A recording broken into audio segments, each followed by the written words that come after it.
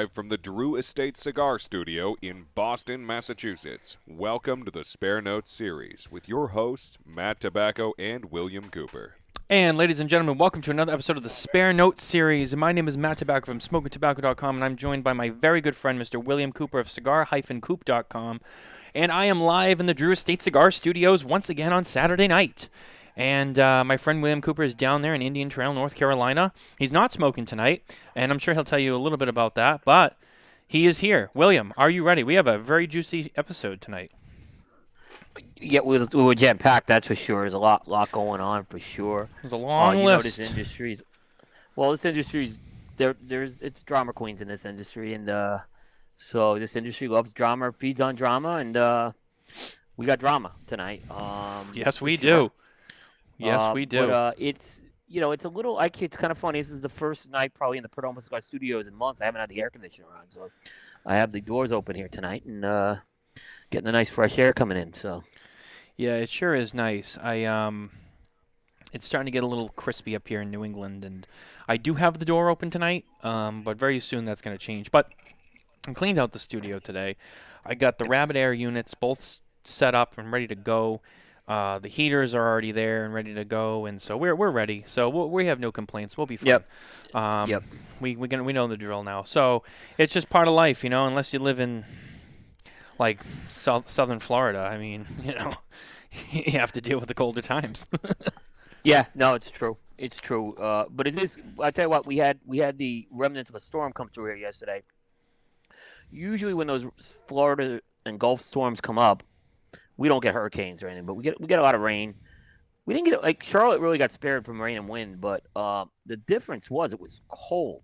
Like normally it's like muggy when these things come up.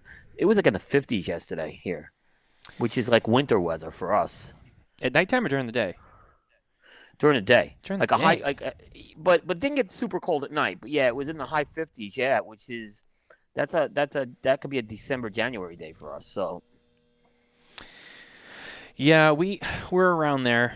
We're much further north than you are too, so it's a little bit more normal for us. But yeah, in nighttime it's in the 40s, so it's getting there. It's it's October now. It's October 1st. Yep. So, it's time. As depressing as it is, it goes from being like extremely hot and humid, it's just miserably cold and wet. Ugh. Yep. Sucks. Mitchell says nice. Great smoke shirt, Coop. That's from this year. I have that shirt. The great smoke shirt. Yep. I love how. Can I just point out? And I know everyone watching will appreciate this. I just love how your first reaction when you show the shirt is you put the hands to the nipples. You did the titty grab. You were like, oh yeah, right here. I'm proud of my girls. I'm sorry. I'm sorry. Wow. That's definitely enough to get everyone going tonight. Yeah. So Coop's proud of the girls. Well, you heard it here first. Holy shit. You're not smoking tonight, which is fine because I have plenty of cigars to light up for myself. Yeah. And I'm going to smoke along with everyone. Joe Groh is here. Alan Rubin. Jared from Christoph is here. Jeff Walsh. Mitchell. Our very good friend Jay Davis is watching with us. I'm sure Dan Thompson will be here. He never usually misses a show if he's not here already. Rakesh is here from YouTube. Just thank you, everyone, for being here with us tonight watching live. And if you're listening to us later, thank you for listening. And if you don't, find us, like, subscribe, get on that everywhere you get your podcast and our YouTube channel. Yeah, I mean, the list is long. I'm trying to ease myself into it. There's a lot going on. First of all, since Joe's here, I'm just gonna do this. We have a cutter and lighter sponsor on the show, but out of our deep love for Joseph Groh, this is my Cigar XO cutter. It's right here. It's beat up, but you know what? It's with me all the time. It never lets me down. There it is, Joe. There's my Cigar validation. Now that I say validation, my next cigar is the Aganorsa Leaf Supreme Leaf, so I got my validation ready. I have validation ready for everyone tonight. So this is going to be Mitchell wants to do a Win Joe's cutter, and we can talk about that later, but we can do it. we did that already on Coop. They got it was done. You didn't win, Mitch. Sorry. Yeah, but you know what? If anybody knows anything, I can steal from the Coop Joe, show. but Joe doesn't have a but Joe doesn't have a cutter now. Is what I'm saying. I So know. how can we? Well, we got him another one. Right. I started off my night smoking a this is an older cigar. This is the All Saints. Is it the Soleimani? How do you say that? Solamente. Yep. Solamente. The Solamente. I was just with Mickey today. I know you were. I grabbed this We because had of that. Yeah, no, I couldn't smoke with him obviously, but we had lunch together. He was coming through town, so always good catching up with Mickey. And we had bison burgers, which was a little tough to have. It was my first burger since having the oral surgery. But you know, I used the knife instead of to cut it, but it was it was good. It happens. Yep. Jay Davis. The screen is much darker than usual. Jay, I'm going to tell you something. We will set up the show the same way we do every week. My suggestion to you is turn up the brightness on your phone, tablet, or whatever other electronic device you're using. If you're on a TV and your brightness is already up, well, then maybe it's time to look for a new TV. So. Well, I don't know. See, it's interesting. It's dark on the eCam here, but when I'm looking at the other screen here, it looks okay on Facebook. So I don't know. Yeah, unless. I don't know how it's coming on all the platforms, so but I'm just saying on this screen that I'm looking at here, the eCam it is darker. Yeah. So I don't know what's going on with that, but on Facebook, what I'm looking at, it's fine. Well, Jay, I will keep an eye on stuff. All jokes aside, I'm not sure why it would be that way. If I find a way to fix that on my end, I will, but I'm not sure why that is. That's strange. But okay. But thank you for letting me know. As always, thank you to everyone for being here and commenting along. The comments are just flying in now, especially after Coop made that girl's comment. That's sure to get everyone going. So, but nevertheless, our cutters and lighters this evening, as always, are brought to you by Cigar, Blondie Accessories. Coop's got the black set. I got the chrome set. Nicole's got the white set, featuring that signature blade flat flame. That's sexy. It's sleek. It's sure to draw some interest, as well as the Cigar Blondie cutter. Which, Coop, I don't have to tell you. I mean, this thing is badass. It's heavy, sharp. Yep. So can't smoke tonight, but it is the official cutter of the Spare Notes series. So it is. It's the official cutter of both of our shows. Well, my shows. Yep. The Smokin Tobacco show and the Spare Notes show. So those you can check those out at cigarblondie.com. Go ahead. Someone says I'm more, I do have a sash and facial hair, and it probably won't be here next week, guys. So it was a little hard to shave with the oral surgery. So, but it probably is time it's going to come off. So this is a rare treat. Yeah, what did I say? I saw that. Coop's looking. Yeah. So no, in my So it will. Yeah, thanks, Kevin. I am doing better. So, but yeah, I mean, when you have oral surgery, just the idea is they actually want I had an extraction done. They actually want it to clot, but the worst thing that can happen is you knock that clot out. Yeah. So I had to be real, and where it was, I had to be real careful. So, that was why the extra caution. So, but I'm feeling, like I said, I'm feeling pretty good right now. No more pain. Just playing it safe, and then I should be smoking by early next week. Kevin, thank you for being here, watching with us tonight, as always. Yeah. Joe Grow, Coop's beard is the juicy details. If that's no, no. There's pictures of me. There's pictures of me you can find with a much even a bigger beard. Yeah. So there's not really. Jay Davis cut his off. I'm like, what happened? I saw photos of him the other day. He looked like a different guy. But what's going on? I haven't sported a beard in about 15 years, so it's a lot whiter than it's ever been in. So that's showing my age. Well, you're getting up there. It's all right. Yeah, I'm getting up there. You got to take care of you. I'm catching up. Someone's gonna look out for you. I'm catching up to people, so like Jose, I'm catching up to Jose every day. So. Oh man, he's not here to defend himself. Let's leave him alone. No, but first of all, so Joe brought it up. So first of all, we're gonna get into the juicy details. But since Joe is here, I want to make sure I bring this up while I know he's here. One of the big news stories to come out in the last couple of weeks was, let's give him a round of applause, Joe Grow. We're wishing him the best on a new adventure. He is now with Quality Importers. That's right, Joe Grow has left Drew Estate and is now with Quality Importers. And right out of the gate, he has started, he's gotten right to work. I see he's got a Cigar group on Facebook. really roping in the Zycar thing. Good for him, really. I love Joe. He's one of my favorite people in this industry. I wish him nothing but the best. I'm so happy for him. I'm going to miss him on the Drew Estate side. I still love the Drew Estate people regardless. You got Jack over there and everyone else that I talked to, but we love Joe, so I wanted to make sure we brought that up. That is a big story, at least if you're in the industry, I guess, more so, but that's a big one. So congratulations to Joe. Yeah. So I'll kind of just say this thing. Moving around to quote John Carney, moving around the industry is a part of the business, right? It's business. People do move from roles to another for their own professional development, and So yeah, we miss Joe Drew State, but there is a great team there. But I think Joe's move is really significant, because, and we had Joe and Michael Giannini on primetime last week. And, we talked a lot about how they're getting into this consumer engagement piece, which I think has been a sleeping giant for the accessories industry forever, that there just hasn't been a consumer engagement. The accessory companies, they just haven't been doing a consumer engagement. And just yesterday, and I normally wouldn't even comment about someone starting a Facebook group, to be honest with you, but I thought it was significant. Joe started that Facebook group, the Zycar Nation, and the activity he got and the amount of people he got that quickly is showing me right away that there's opportunity that Quality Importers is seizing upon right now. And listening to Joe and Michael on our show, there's a lot to be excited about if you're a Zycar fan of some of these other brands, or even if you're an accessories fan. I think this is a great move for the industry. So while it's the business as usual piece, there's something going on here. So I'm excited about the future here. And I think, like I said, there's two great people. And I've actually had a good relationship with Quality Importers over the years. But these roles that have been created, it's clear that they're going after a kind of an untapped area, and I think it's already off to a great start.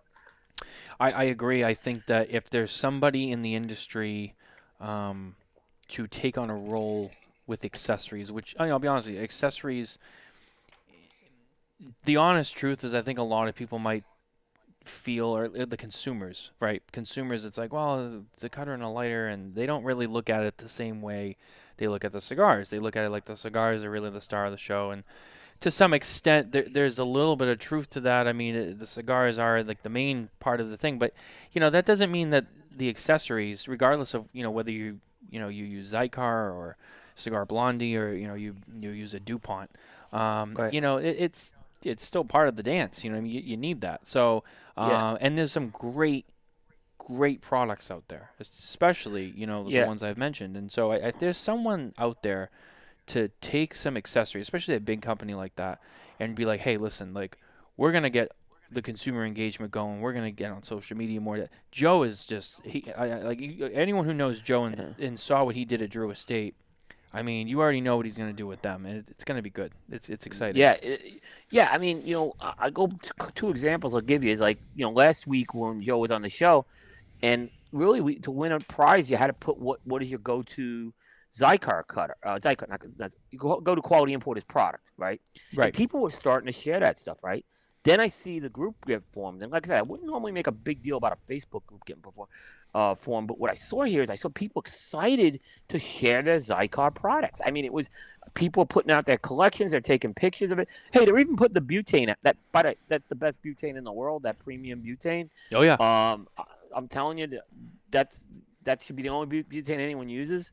So I mean, it was exciting to see that, and I think it already is kind of proving the point that there was an untapped market. And guess what? I think there's a lot that they could still do. They're just beginning this thing. So. Oh yeah. Yeah. Yeah. I mean, it's gonna be cool. It'll be interesting. I made the joke to Joe. I was like, hey, maybe he said it to me. One of us said it, and it was like, hey, like now we'll get to hang out at PCA now. Because now he gets to come to the media compound. He comes to the media compound. Yeah. So PCA 2023, it's gonna be a good time. Joe will be at the trade show again. It'll be fun. So I'm excited for that. I'll just say that Quality Importers Media House would look pretty nice, Joe.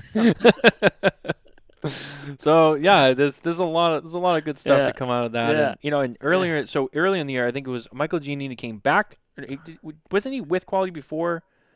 I can't remember. No, he wasn't. He wasn't. But he came to them this year too, right? That was this year. Yeah, he came to them this year. And he was kind of, he was kind of visiting, and then he kind of started exploring it. And one thing led to another, and he was back. Not back, but he was back in the industry. So he had been out for a couple of years. And Michael, I always talk about that first trade show I went to, and it was Michael and Matt Boost that were the two guys that kind of really reached out to me. And Michael ran into me in the airport as I was coming back, and we had a great conversation in New Orleans. And so Michael's always been someone I consider who supported me. And then when he left General, he went to Ventura, and it was said that when things didn't work out at Ventura, they kind of got out of that segment. But Michael's a creative. I mean, this guy's a creative mad scientist, and I'm just dying to see what he's got in store. I mean, he's got to be brewing with ideas right now, because he's just a creative mad scientist. There's no way around it. Oh yeah. Yeah. It's gonna be fun to see what goes on. So Yep, I mean, it really is. So that right there. That's two big hires, for quality importers this year. Two great hires. Yeah. Great hires, big hires. That's really gonna make a lot of moves going forward. Yeah. With those two. They have great. We were dealing with a lot of the product people. Great product people they have there. So Jimmy and Danilo, these guys, they're great product people. So and they were kind of filling some of these marketing roles till Michael and Joe got there, and they were doing a great job for us. So like I said, I think this is I think if you're a cigar fan, this is great news. If you're a cigar media, I think this is great news as well. Yeah, we look forward to seeing how it continues to develop. And I right off the bat, like I said, Joe's he's got his hand right in this, so it'll be exciting to see what else he's got planned. Yeah. But as much as we love Joe, as much as we can talk about Joe and Michael Giannini and quality importers all night, people came for the juice. Okay, and as juicy as that is, we got juicier stuff. Well, what else could be juicier than these two guys? I mean. Listen, I love both people on both sides of this, okay? And most people know about this. This is what you came for. This is what you've been waiting for. I know Mitchell's been asking about it. I think Jeff Walsh said something about it. I can't remember. But this is what people came to see. They want to hear about one of the ugliest divorces in the industry that's been going on, and that is the ugly divorce between Crown Heads and formerly Ace Prime Luciano Cigars. There's a lot of stuff here. Both sides have said some things. Both sides have done legal action, apparently. There's a lot going on here. Coop, I don't even know where to start. I mean, I'll start with the Carney comment. This is part of business. Is these agreements, these partnerships don't work out, right? Right. So I mean, people switch distribution all the time. And it happens, and sometimes it doesn't. It happens very friendly, and sometimes it happens acrimoniously. But what happened here is this went public, and it's unfortunate that happened. Yep. Yeah. So I mean, I don't know what more. It's unfortunate. It really, because I like all the people involved here, and if I could have sat them down at a table and tried to work it out, I would, right? But apparently, it unfortunately got public. I think there's reasons why it got public, and it should have never got public. So it's unfortunate. Now, we're going to pause from this discussion. We're staying on topic. We're going to pause from what we're talking about. Alan Rubin says, question for Coop. Is this divorce messier than Oliva and Sam? Is it Leccia? Actually, I don't think it is. Yeah, I don't think it is Sam Leccia. Leccia, okay. I'm not good with pronunciation. He had an injunction filed for him to prevent him from going and exhibiting at the trade show, and he was prevented from working in the industry for 2 years. That was a very messy one. So that I don't think it is yet, is what I'm saying. I think there's a lot of. Here's the thing: when that happened 10 years ago, you didn't have like cigar media and social media like you do now. But I don't know if it's going to get to that point. I think eventually people are just going to go their own separate ways. I'm hoping this doesn't end up in courts, but I don't know. I'm not a lawyer, so. Yeah, it is early. I mean, and like you said, these things happen, and a lot of times even in a bad way, but they don't always make it out. This one, unfortunately, everything came out, and there was, there's been announcements and statements made on both sides. There's been comments made on both sides. Both sides have already been on some shows already, and have both made comments about it, and and both claim, hey, it was us who ended it, and they were the wrong, and vice versa, and it's hard to know, um, what's what sometimes when you're on the outside, and you're also just like, well, I mean, it's not really my battle, so I'm not trying to like get a dog in the fight, but at the same time, it's in the media position. It's like, well, you kind of need to hear what both have to say, because it's going to get reported on, and people are going to ask questions, and once it's out there, then people are going to be looking for more information, and it's just human nature, curiosity. So Yeah. me and you and all of our peers in the media have both heard from both sides and heard a lot of things, and it's all over there. So of course, and Yeah. we had to bring this up tonight, and it's unfortunate. It's sad. It's going to play out like this. One of the things that happened was, so after this breakup, then Luciano announces that they're going from Ace Prime to Luciano Cigars, and changes the name. Now, coincidence, or do you think this was part of the plan? Or do you think that had anything to do with it? Why the name change right away? I think that Ace Prime. I'll give you a couple of things. I think Ace Prime's branding wasn't great. I don't think it was a great company name, right? I'll be honest with you. And at first I was like, well, Luciano's a little self-serving, but then Abe reminded me of people like Rocky Patel named the company after themselves, right? So why shouldn't Luciano name it after, right? But there's something that's been missing from all the discussions from both sides right now, and that is the relationship with Orazio Pichardo. And where is Orazio Pichardo in this whole house of cards, right?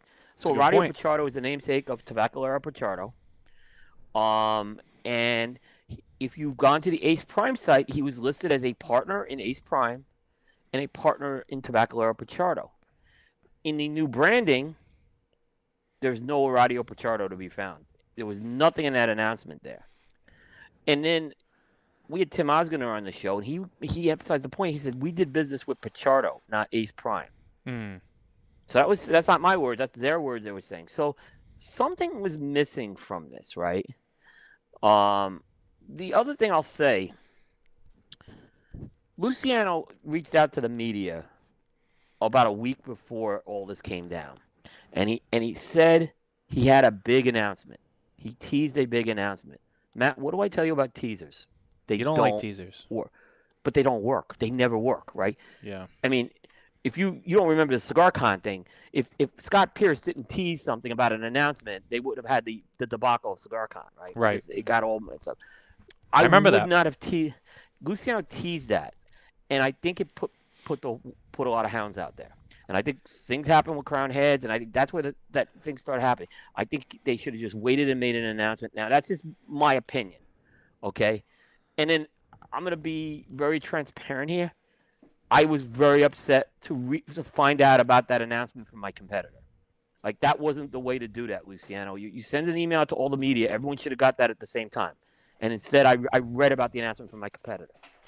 Again, it could have been handled better. And so those are my 2 cents on it. But I think, back to the question on Luciano, I just question where the Orazio Pichardo thing is. I don't know the answer to that right now. So, interesting comments.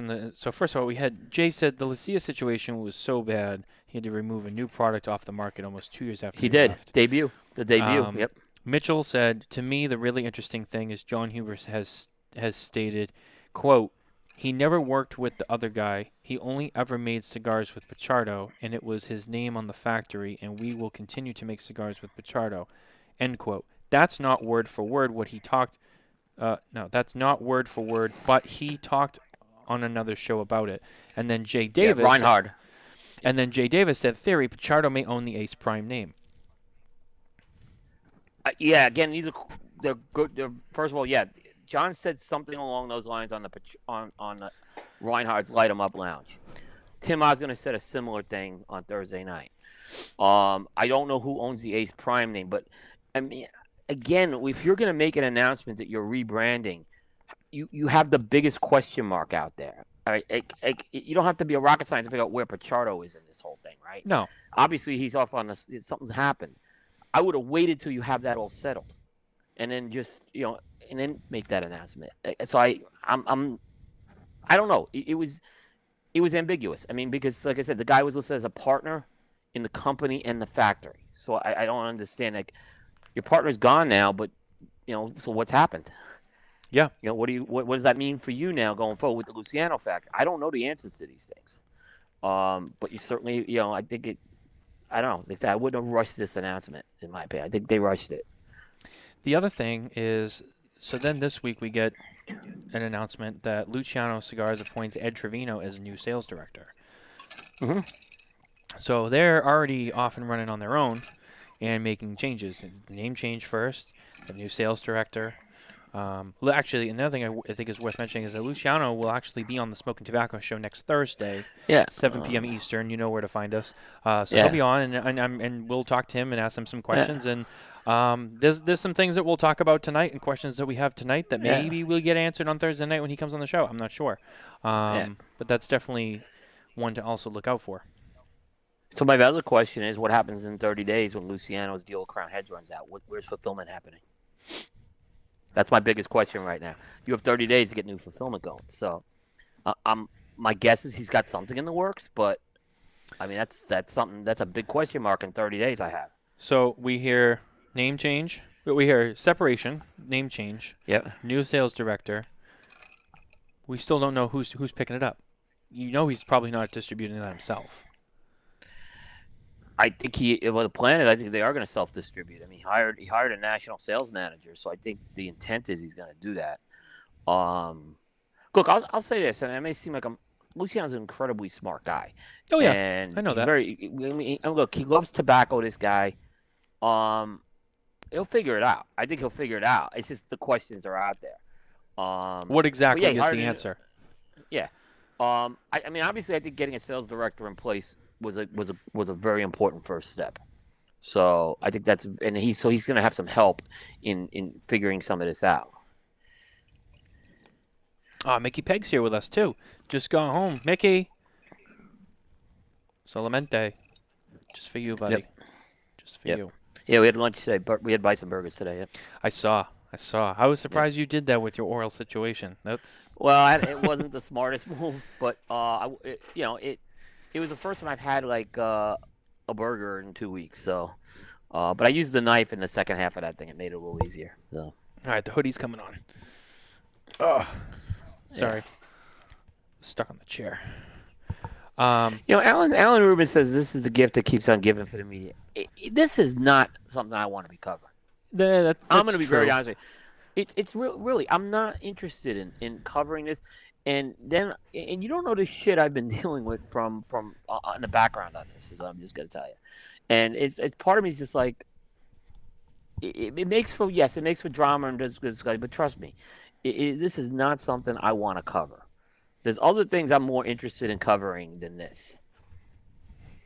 Oh yeah, no, I know exactly what he's referencing, and I know what he means. But he's right. He's not wrong. No, he's not wrong. He's right. Yeah, you're right. He's not wrong. It's just, I mean, we're gonna cover it obviously because it's there, but it's unfortunate we have to, right? Yeah. It's yes, you're right. There's a lot of stuff coming out. There's a lot of stuff to talk about. But, and like I said, we're not involved in this, and we know people on both sides, and we love people on both sides, and so for us, it's kind of, it sucks. But at the same time, it is out there. Yeah, we don't, I'm not taking any sides here. We've had good relationships for a while with all the parties involved. Luciano was out at the media house. We did a very generous session with us on blending.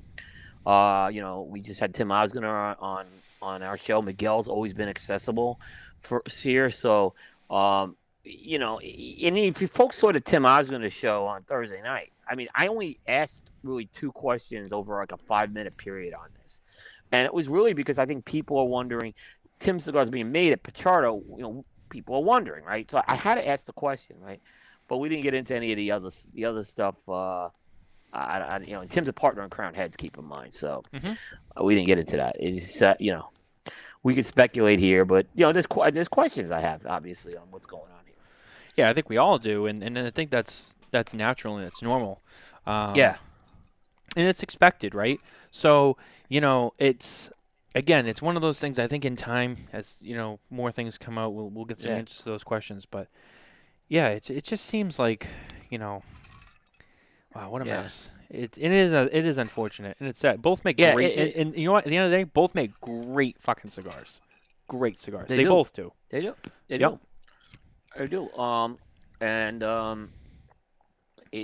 This is the one case that how we always joke about how no one gets fired in the cigar industry and everyone always ends on good terms because you see these things. There's all these things that happen, and we wish you the best, and we're friends, we're bros, and we know that's not the case all the time. This is the one time they should have did this, in my opinion, because it probably would have just saved them a lot of trouble. So if they just come up with a divorce statement, In the comments, so Mitchell said it's really unfortunate for the industry. Like the Ventura fire, I think both companies will rise from the ashes of this drama and stronger companies. And then Alan Rubin said it's rare that both sides come out stronger. Do you think that's true? Well, I could give you a case where it did happen. Pepin and Eduardo Fernandez had the split, over a decade ago, and I think both have come out stronger from that. So I think you can honestly say both are stronger companies. But, I don't consider Lucia and Oliva. Lucia was an employee. It was a different story. So I don't really consider that like a split. Right. Kind of a different situation. It's kind of a different situation in that case. But I'm trying to think.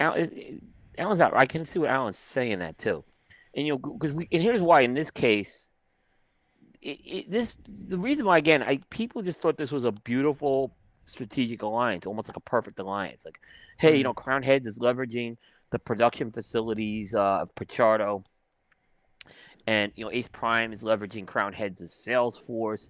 It seemed like they were doing 2 years ago during the pandemic. They were doing that bulb show, and everyone was on there, and they're doing education and stuff. So, and last year at the trade show, everyone seemed happy. This year, I got a different vibe at the trade show. I'll be honest, I got a very different vibe at that trade show booth this year, though.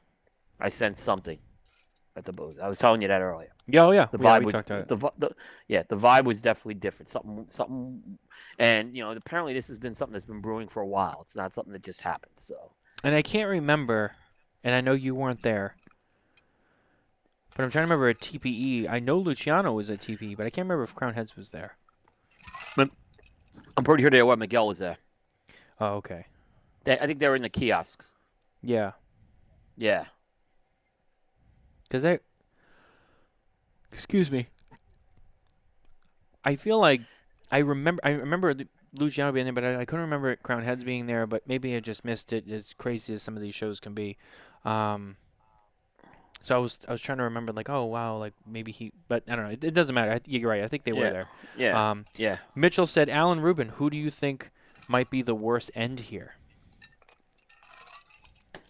It's an interesting question. It's unfortunate it happened. Yeah. It is. And there's things that we don't know behind closed doors that's going on. So, I always like to say some of these things are usually like it's not one person or the other person, somewhere in the middle. So I don't want to judge anyone on that. Jay Davis just sent us a Harry Potter novel. Jay Davis says, this is bad for the industry. Crown Heads will lose momentum because they will lose some of the best brands they distribute, and it will take time to recover. They lose some sizzle. Luciano will lose momentum because it will take time to build distribution. Ultimately, shelf space will be lost during this process, and retailers and consumers will lose. And I believe certain brands will be wiped out. It's gonna be a tough road the next few months for them. It's gonna be a tough road for them the next few months. Yeah. And there's no doubt. I like all the parties. I think they're all really smart people, and they can figure a way to kind of move forward. And I think hopefully that's what happens here. Me too. I really do. I really wish both sides the best. I know for them it sucks. They're gonna deal with it, and I get it. We've all been in situations, whether personal or business or whatever, where, it doesn't work out. And of course, it sucks. No one likes it. I get it. I totally sympathize on both sides. It sucks. Yeah, and they both been they've both been incredibly kind to me, both sides. I would say the same. Basis. I would say the on same. A personal basis. Yeah, on a business and a personal basis. So, yep, I agree. I mean, Luciano was wonderful for us at the media house. John took time to talk to me about my dad at the trade show. I mean, there's things I don't forget, so I don't want to like point fingers here. Unfortunately, these things happen. Divorces aren't pretty. It's like you feel like you're the kids caught in the middle. Sometimes. Yeah, John was great with us at the show. Luciano's been good with us at the shows. Miguel has been great to us. Yeah. It's Miguel always. Anytime I call Miguel, what I need, I get from him. Yeah. Mm-hmm. Yeah. They're just both sides. They're great people, and I appreciate them both. Yep. And I feel bad asking questions, but I have the questions, and I have questions what Crown Heads is going to be doing going forward with these brands. So yeah, I mean, but I have these questions. Sometimes my media hat, it's these questions aren't the ones you want to hear, but I have to ask them sometimes. So there's an interesting comment here from the comment section from JJ. I'll take a pause on both as a customer. That's your right. That's certainly your right. It is. That's interesting. Certainly, that's an interesting comment certainly to make. You're right. Certainly, and you know what? But it could be. Think about that. Until this gets sold out, you want to ensure the product's going to be there the way you enjoy it. Yeah. Jay Davis said, for example, I just tried to order more Maria Lucia. Crown Heads couldn't help me. I had to go direct to Luciano, who may not even have a factory. I will get my product, but it will be delayed. And Mickey Peg chimed in here, which this is so true. Mickey Peg says, no one wins in a divorce. The kids lose the most. We lose. We're the losers here. I mean, to true. be honest with you, because I'm such a fan of what all these do, right? That, I mean, man, I had a conversation, Tim, I was going to wonder, this guy, I felt like I made a new friend the other night in Tim. He's just such an easy guy to talk to. And I was nervous doing that interview because Tim's a legend in this industry. So, and I didn't know how he would, but boy, the guy's a great guy. The guy's a great guy. So, there's another friend I've made in this whole thing. So, yeah. It's tricky. It really is. And I really, and I really, it'll be interesting to see, at TPE is the next show, because I'm sure they're both going to definitely be going, especially now, unless they're unable to really open a lot of new accounts because of the situation. Maybe they won't go because it's just not a good time. But assuming that they get their ducks in a row by then and they go, it'll be interesting to see and catch up with them at the show. Especially months after this is, hopefully the dust has settled. And they start to just kind of move on in their separate directions. And I think you really won't see that until after that November 1st. I think that's really when you're going to see things change. And just kind of goes, okay, because now we're done. But we'll see. And I think that's when you're going to really start to see how each company is going to start to shape on its own, is when that's over. Because then the tie is done, it's gone, and that's it. Yeah, and that's why I thought the Ed Trevino move, was a good move, because he could start engaging with retail. I said earlier maybe Luciano should have waited to make the announcement. Maybe I can understand why he did now, because now he's got someone he can start talking to his retailers as this transition occurs. Oh yeah, of course. Yeah. And that's the other thing. In any company, anytime you have anything like this, or you have any kind of just major change or distributor change, or you have just factory change, whatever.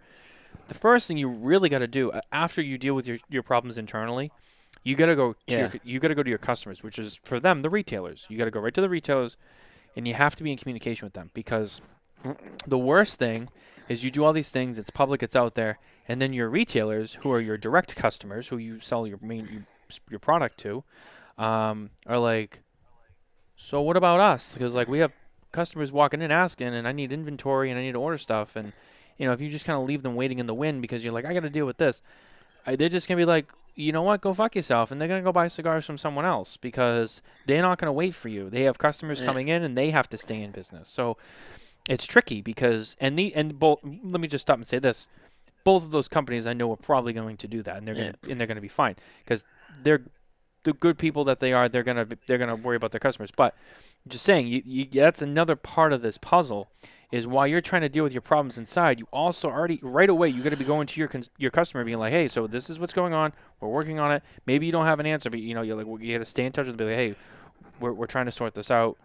It kind of came up quick, or hey, like we're not sure exactly how it's going to shake out, but we're going to keep you in the loop and this and that, because they're going to be waiting on you to be like, well, what happens next? And that's a huge part of this too. And look, I'm gonna speak. I think anytime when a manufacturer is not communicating with the retailer, there's nothing good that comes of that. You have to be in touch with your purveyors. Oh yeah. And I always hear the excuses from the manufacturers, blah blah blah. But when you're not in touch with your retailers, nothing good comes of it. So you have to be prepared for consequences. So when your rep's not showing up, it's you need to find a way to make sure that someone's doing outreach to them or something like that. But yeah, it's when you're not in communication, nothing good comes of it. Very true. And you know what? And in a general sense, and you bring up, the little piece you just put up there, with, the rep's not coming. I can't tell you. I mean, look, we've both been to tons of retailers, right? Right. We've been everywhere, and I have conversations with a lot of shop owners, and in the course of that conversation, especially for someone like us, we get a little bit more industry talk with them. It's always like you talk about certain brands, right? One of the things that will come up when you talk about certain brands is, they're good. The rep, I'm not a fan of the rep. The rep never really comes in here. Oh, the rep always goes over there, but he doesn't come over here. So it's like he spends 5 hours in that shop, but then he doesn't even walk by our shop. That's another big part of it too. Take this situation, right? Just a way, in a general sense, and this needs to be said. There's a lot of good reps out there. There's a lot of okay reps out there, and there's a lot of bad reps out there. And they're really, for the most part, that link between manufacturer and retailer. It's that rep that comes in, especially when it's a company who really relies on that representative. And when that rep is not doing their job, and they're not going into the shops, or at least making a phone call to the shop owners, or whatever it is, they're not making the business happen. That hurts the business of the manufacturer. Yeah. And it's tricky. And I had a conversation like that with a shop owner yesterday, who we were talking about a certain brand. No names are being mentioned. But it was, was never really a big fan of that rep. I'm glad to see he's gone. And the new rep, now we're doing events. And it's unfortunate it had to be that way, but I'm happy because I always want to do events with them. But the old rep was just kind of like, meh. And the new rep's like, yeah, let's do this and let's do this. And a lot more enthusiasm. And now they're doing more business with that brand. Yep.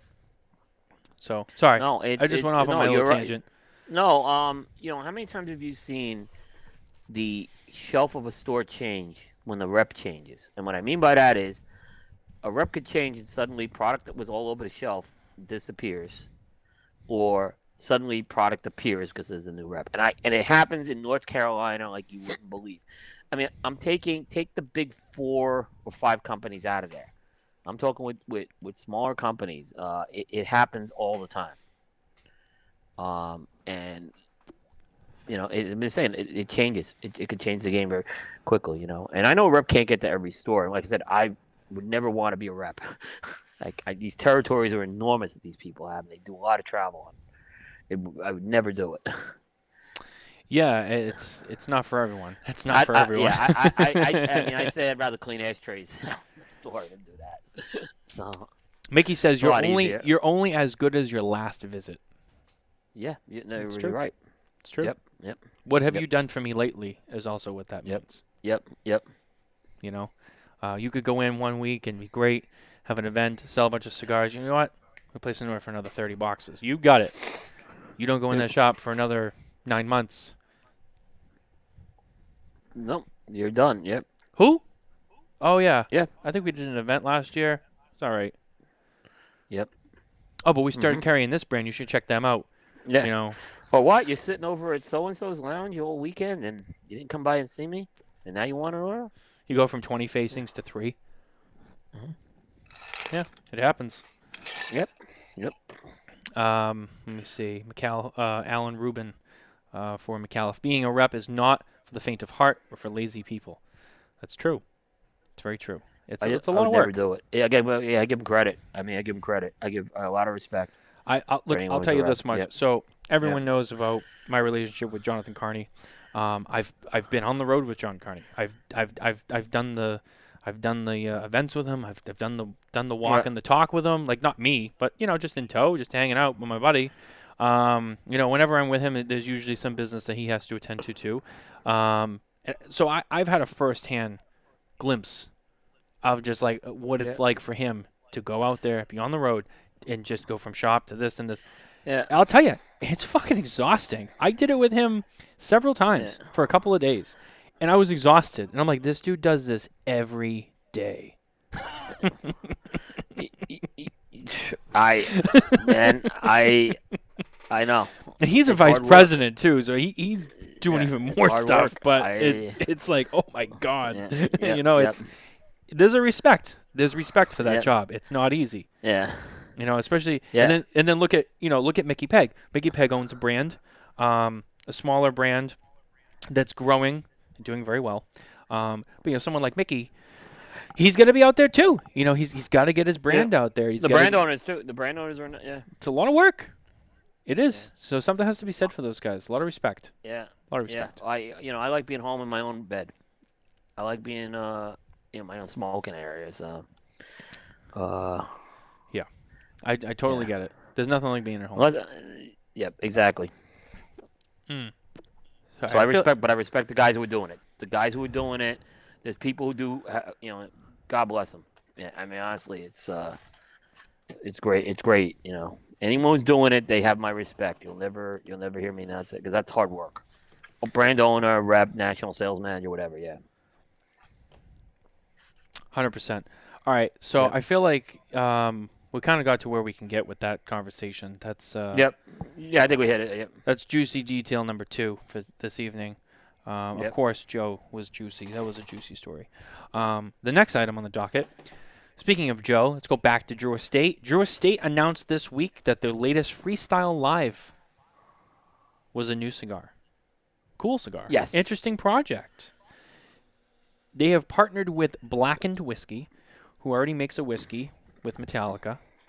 And they are going to be doing I believe it's kind of like when you think of it, it's kind of a 3-way collaboration because it's really between Drew Estate, Metallica, and the whiskey company.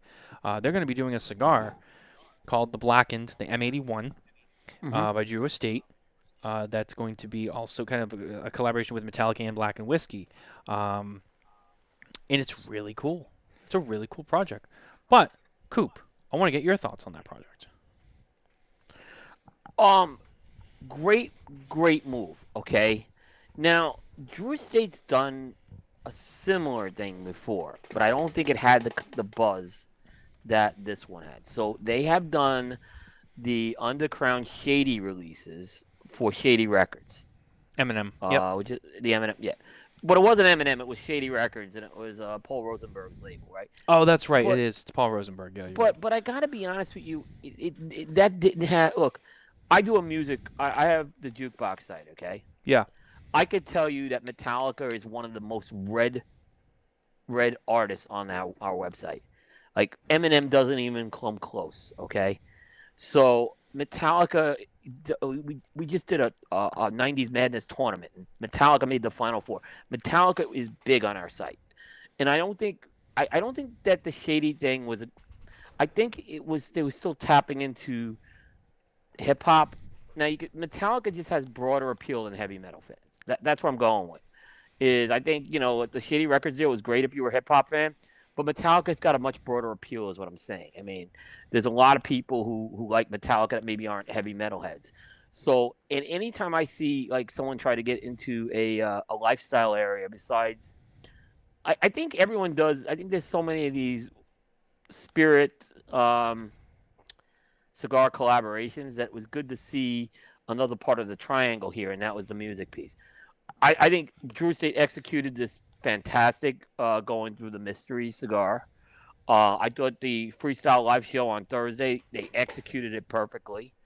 And I think they're creating, like I just tell you, there's a lot more buzz on this project than I ever saw with the Shady releases, is what I'm just saying. Even in in the last couple of days. Now, I don't think I don't think the shitty releases were promoted to the same level as this was, though. I'll tell you, This is a major piece they're going into. as soon as the news came out, I texted John and I was like, "Hey," I'm like, "So the new Freestyle Live, it's a Metallica," and he was like, "Are you serious?" And I was like, "Yeah," and I thought he was gonna be like, "What the fuck are they doing?" He's like, "Dude, when are those cigars gonna come out? I gotta have some." I'm like, "Really?" Well, the Freestyle Lives are out, yeah. And I was like, "Really?" He's like, "Dude, I love Metallica." And I said, "Think about it." But I'm like, I'm "Yeah, saying dude, there's a lot of people who love Metallica who were like, dude, I gotta They have love this." That's what I'm saying. I think there's people who love Metallica that aren't necessarily metalheads. Yeah. Where I think the Eminem thing is much more of a hip hop. I think was much more localized. Not disparaging hip hop or Eminem. Eminem's a legend in what he did. Mm-hmm. And 100%. Shady Records changed hip hop. I mean, it did. So It did. I just think that this was a better move to make. I just think my question is: are they going to finally blast like rock music now at the Drew Estate booths going forward instead of the hip hop? So, I think they have to. I think You're promoting a Metallica cigar. You can't. You tell me they're not going to play Master of Puppets, Enter Sandman, Sad but True, Holier Than Thou. yeah. Come on. Look, from jams. from someone who has like someone who has a cigar and music site, we're like Dave and I couldn't be more excited right now. Like the possibilities that we have to just do shows around this. I'm not talking about interviewing Metallica or Drew Estate or anything, but we do a lot of stuff where we look at cigars and music, and obviously we're gonna try to come up with some creative ideas. We're already planning a Metallica show going forward. So, but Metallica comes up on a lot of our shows to begin with. So, I'm thrilled that I'm in this unique position, like that I have a music site. So, and I think I thought the branding was on point. I thought I just thought everything was really well done with that. Oh yeah, me too. I thought the packaging, the color scheme. Yeah. I thought it was great. Yeah. Oh, and this was promoted on through the Metallica. Like a lot of the Metallica channels promoted this as well. So this wasn't like one of these one-way collaborations. Like you see these collaborations, and sometimes it's one side doing all the way. Metallica is, that's been promoted on the Metallica end quite a bit as well. So now the cigar is going to be the big question. How good is the cigar? Really quick, I just want to bring this back up really quick. And then Jay Davis makes a good point, but there's also one point of this that I want to comment on because I love Jay, but I don't know if I'm on the same wavelength there. Celebrity cigars rarely work. This is a topic that has come up before. There have been a lot of celebrity cigars, and a lot of them have not really sizzled. At least after that initial, oh yeah, let's try and see what it is, and then it just kind of drops off. I think this one will be a little bit different. But one thing I want to say, I think it's going to be different too. He says Pappy Van Winkle seems to have done well as the Knuckle Sandwich, but those are exceptions. First of all, Knuckle Sandwich, I will address that separately. Pappy Van Winkle is not a celebrity collaboration. Pappy Van Winkle is a brand of bourbon that is owned by the Buffalo Trace Company. Well, actually the Sazerac Corporation, but it's distilled at the Buffalo Trace Distillery. That's not a celebrity collaboration, though. That's more of just a product collaboration. I feel like that's different. I don't know how successful that was either, to be honest with you, that brand. The Pappy Van Winkles with the Kentucky Fire Cured? Yeah, well, I think they had two, and then they swapped one. One became a Pappy exclusive, and the other became a... Well, you had the barrel fermented. The barrel fermented is the better one. Yeah, it's the fire cured one, which is better. Yeah.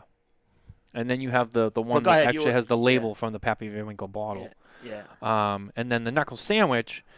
You know, it's funny. I talked to Steve Saka about this week. So Steve Saka was on our show. If you missed that episode, go check it out.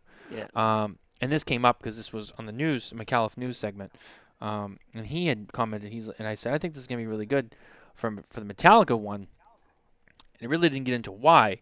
But Steve said, I'm going to disagree with you there. And he goes, he said this too. He goes, a lot of these celebrity collaborations, they don't really work. And that's true. There's been a lot of celebrity collaborations that have not worked. And he actually referenced, he said, I think what Eric is doing with Guy Fieri with the Knuckle Sandwich, he goes, I think that one actually might be pretty good. He said, Guy's a very avid cigar smoker.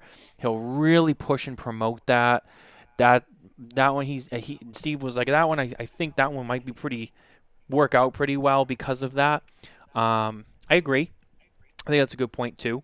I agree. The Metallica one is different because I feel like the way Drew Estate will push this too.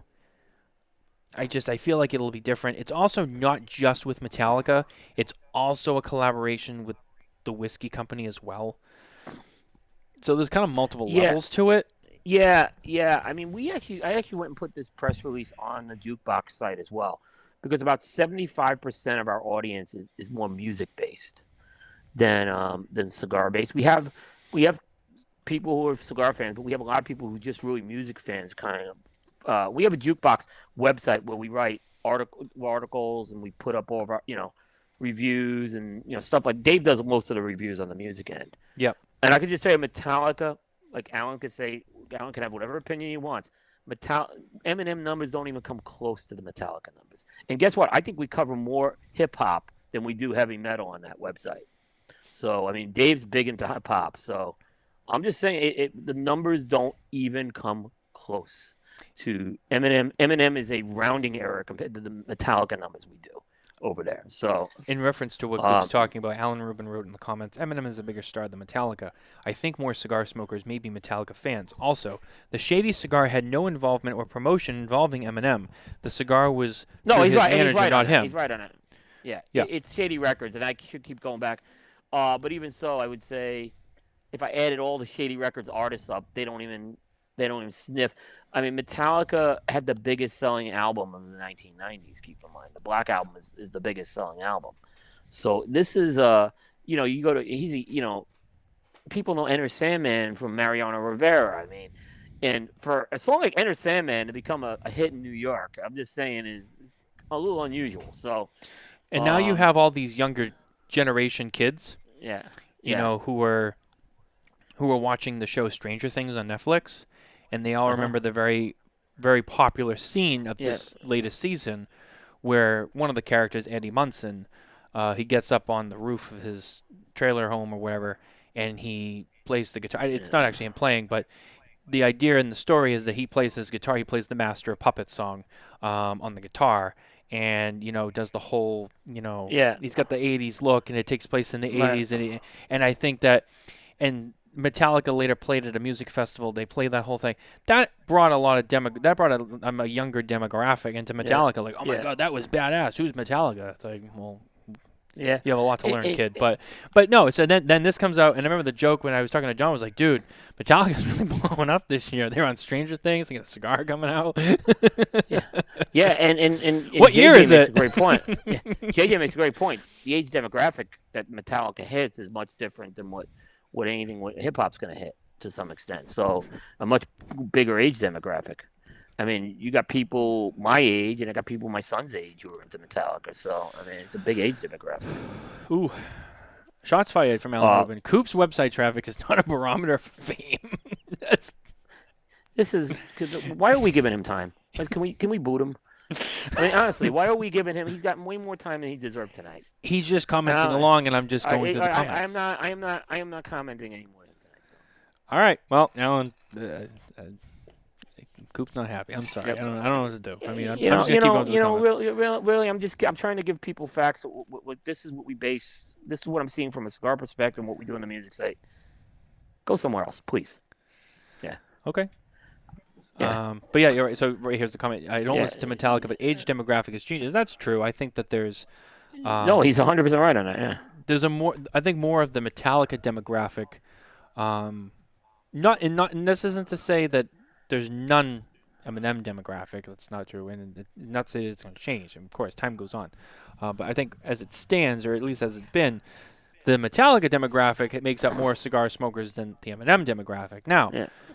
As time moves on, I'm sure that will change, because the demographics will change. As people in the sorry, I'm losing my train of thought here with this. The demographic and ages of people and the generations will change, and of course, that will eventually there will be a larger Eminem demographic and so on. But there's also a lot more and more younger smokers getting into the cigar industry and lifestyle and whatever. So of course it's all up for speculation and change. Jay Davis comments, all we need now is a Rolling Stones, Bud Light, Jack Daniels, NFT, and all will be right in the cigar world. Yeah. We did the interview with Rick Nielsen of Cheap Trick, who's Aaron's father. Yep. And we put that interview up in some of the Cheap Trick forums and fan groups. And I didn't know how that was going to go, right? I didn't know if we get this anti-smoking continued. I could tell you that we got so much feedback about people wanting to know what Cigar Coop was about, what the cigar industry was about, some of the cigars we were talking about from that interview. I was blown away, and I'm going to bet the same thing's going to happen with this Metallica thing, and it's going to happen at a bigger scale than it happened with us. So, I think you're going to see, and I think that was why I was so glad Metallica was promoting this on their end as well, because I think I think Drew Estate's going to open this up for some new smokers. I think this is going to be a great win for them. This was brilliant. This was a brilliant move. Yeah, no, I agree. And it's funny. I was reading through. My lighter's out. I was reading through my news segment and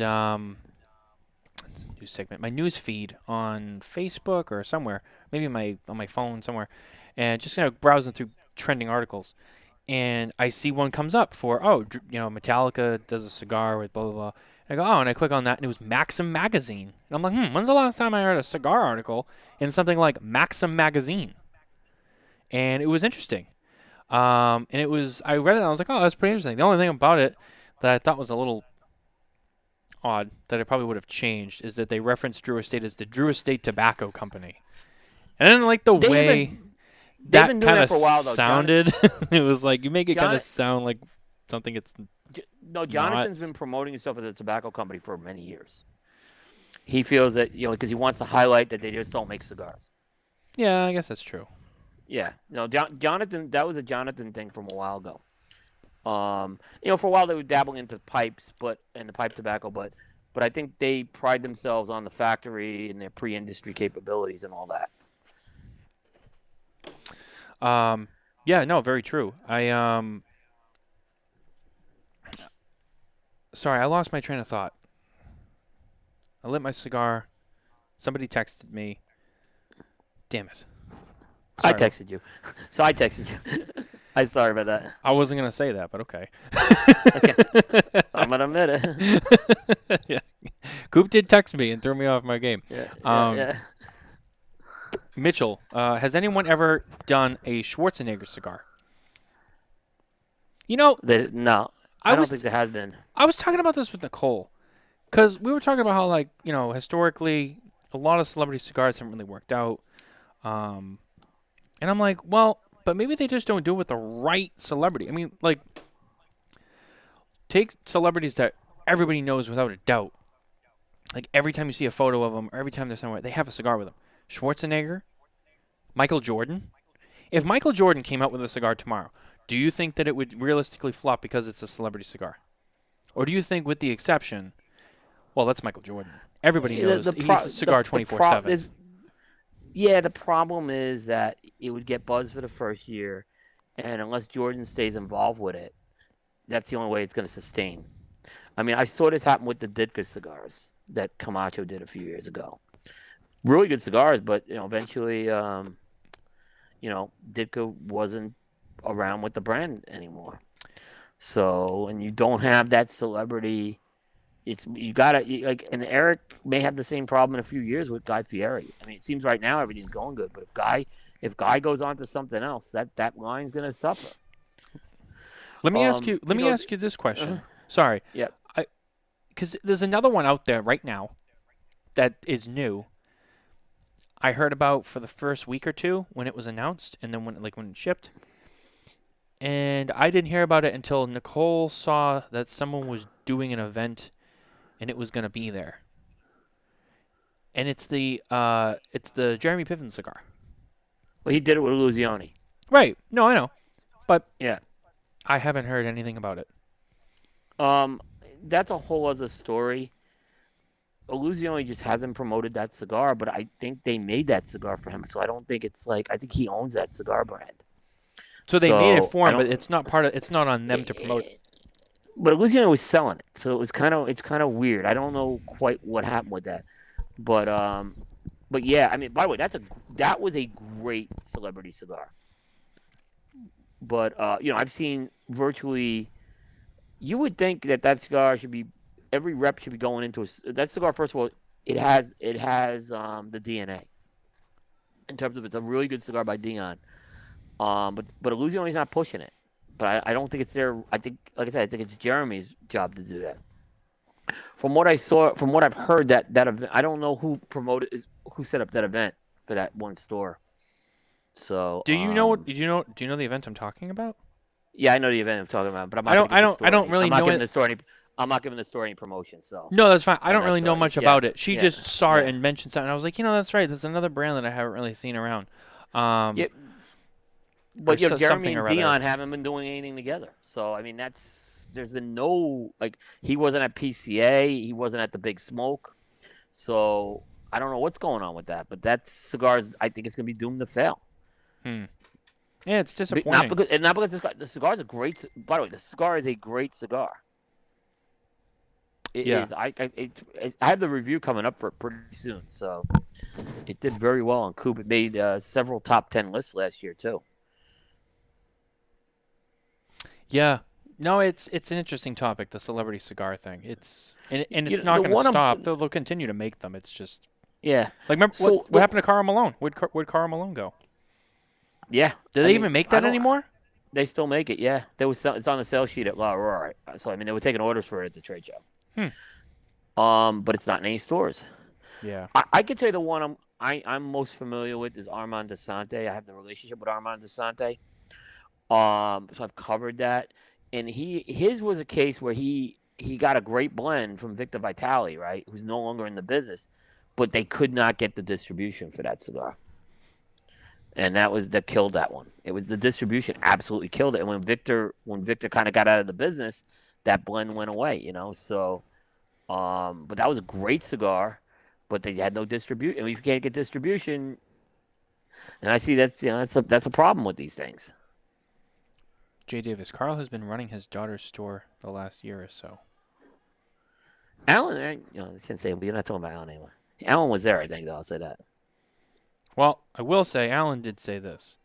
Vivin Cigar is really good. For once, Coop and I agree on something. Well, we're going back to my text message. No more Alan. I know. I was just saying. He said something nice. He said something nice. So I'm done. All right. I'll give him that. He didn't say anything bad, so I did that. But We're done. We're done. Okay. All right. No, I mean, I feel like it's a story that's never going to change with the celebrity cigars. That's always going to be with a couple of exceptions and like Big Papi. That's a great cigar, and they've done a couple of new things with it. They've added some sizes. They did the Firecracker release with United, and and they were all great. And I still have a bunch of them, all different sizes and whatever. I was disappointed with the Big Papi Firecracker. I ain't gonna lie.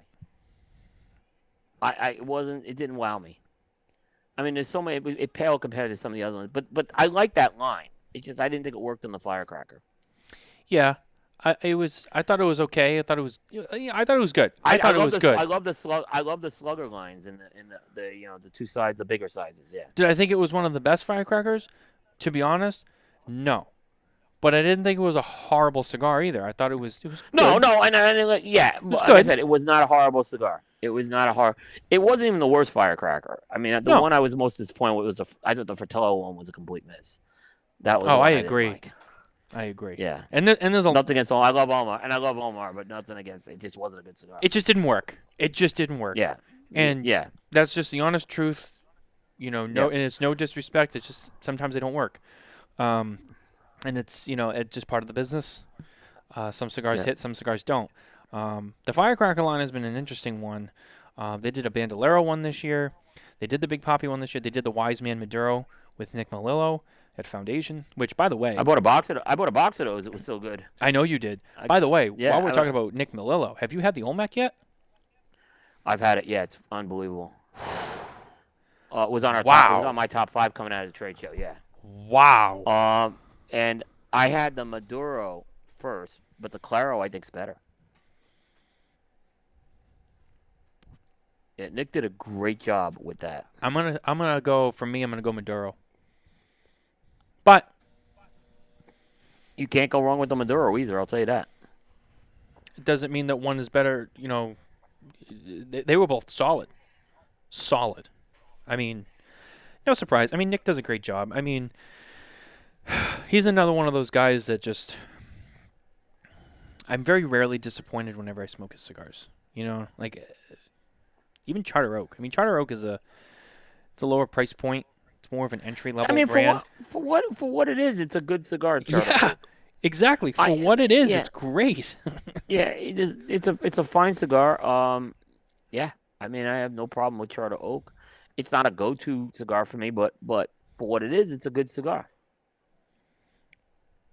I'm excited. I'm excited to see how that one ranks on the list. Now, it's not eligible for my list or Coop's list this year because it came out after the trade show.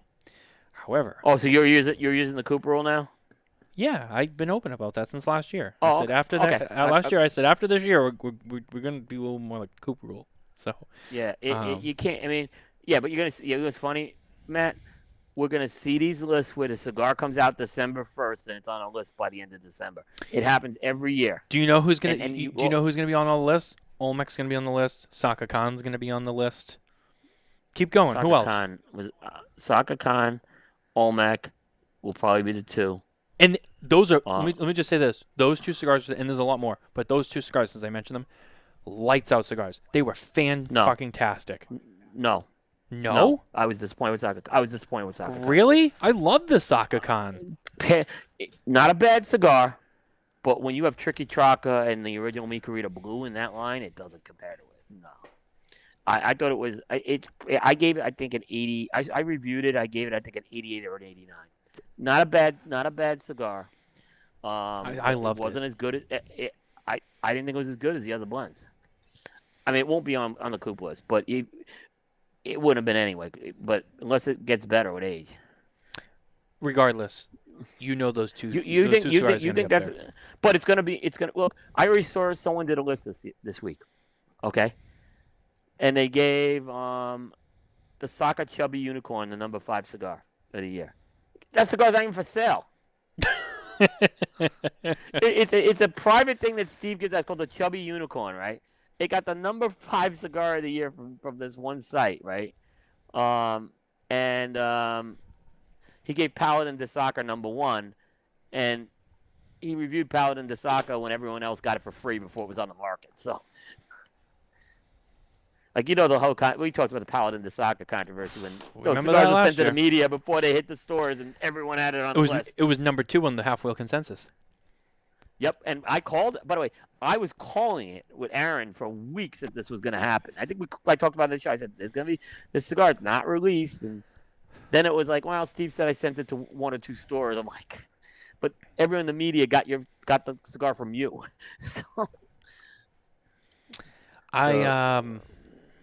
But Saka's got some cigars that may make my list pretty good this year. So he's got a couple of cigars that I think are scoring pretty good. So he'll be on my list for sure this year. Just not that one. I know you don't visit Halfwheel very much. I thought this was funny. So I'm gonna bring this up. When Steve was on, we smoked the Moisture Jastaka Bewitched with Steve on the show. Right. He smoked the Saka Khan, but Nicole and I both smoked the Bewitched. Right. It was funny. So Nicole, I'm going to bring it up so I can quote it because I don't want to say anything inaccurately. So Nicole was just looking up the cigar and reading, what everyone else gave it and whatnot. And she stumbled upon Charlie's review. And she saw something that Charlie wrote. And I didn't laugh because I agreed or anything. Like, oh, that's so true. Like, I didn't really taste this, obviously. It was what he wrote was like, what? I mean, this was worse than some of the things that Mr. Jonathan has said, like the Chinese cinnamon pea pot. Like, that stuff's nothing compared to what he wrote about this. And it's down, where is it? And I'll read it to you, and you're going to be like, are you serious? Okay. The pepper and sharpness are really reduced, something I suspect is the result of the cigar going out and having to be relit, which happens multiple times on 2 cigars. Flavor-wise, there's popcorn, nuttiness, creaminess, and a bit of pepper. On one cigar, the finish has a mayo-like creaminess and some charred meatiness that reminds me a bit of Burger King, something I haven't had in the last decade. It's not like eating a Whopper, more like what I imagine my mouth tastes like 30 minutes after eating a Whopper. I find it really difficult to pick up much from the retrohale. And I just read that, and I was like, wow, that is quite the description. And this isn't, look, and I'm not hating on Charlie at all. Like, I know Charlie, and, like, I was just like, wow. I had nothing to say. I was like, what a description. Guess what? They're the number one review site out there. People love that shit. They can say all they want, and they can make fun of all they want with him. They love it. They love it because they love to basically do exactly what you just did right now, right? So I hear people say all the time, I never read reviews, and then the same, and this ain't you, but I'm just saying, right? The same people don't read reviews are talking about Charlie Minato's flavor notes. Like the best is like that guy Riste, right? Says I'm never reading Half Wheel again, right? And he's always promoting shit that Half Wheel writes. Like he's so full of it, that guy Riste, right? So yeah, I mean, guess what? He's the number one website out there. So maybe I'm doing something wrong. That's what I'm gonna say. On that, I mean, he has come up with and I've had this conversation. It's what the reviewer is comfortable enough going down that road. I mean, and if that's what it comes down to, I'm not comfortable enough coming up with Burger King notes, but I'm not gonna also beat him up over having a Burger King note either. No, I'm not beating him up. Yeah, I'm not gonna lie. No, and I didn't think you are. Is it entertaining? Yeah, it is. It is. It's mildly entertaining. That's what they. I'm not beating Charlie up. It's it just was like, wow, what a description. Yeah. Holy shit. I remember reading that, and I just stopped. Actually, she read it to me. She's like, hey, and then I was like, wait, what? And I said, can you read that again? And I looked at it, and I was like, I can't believe he wrote that. That's funny. That's great.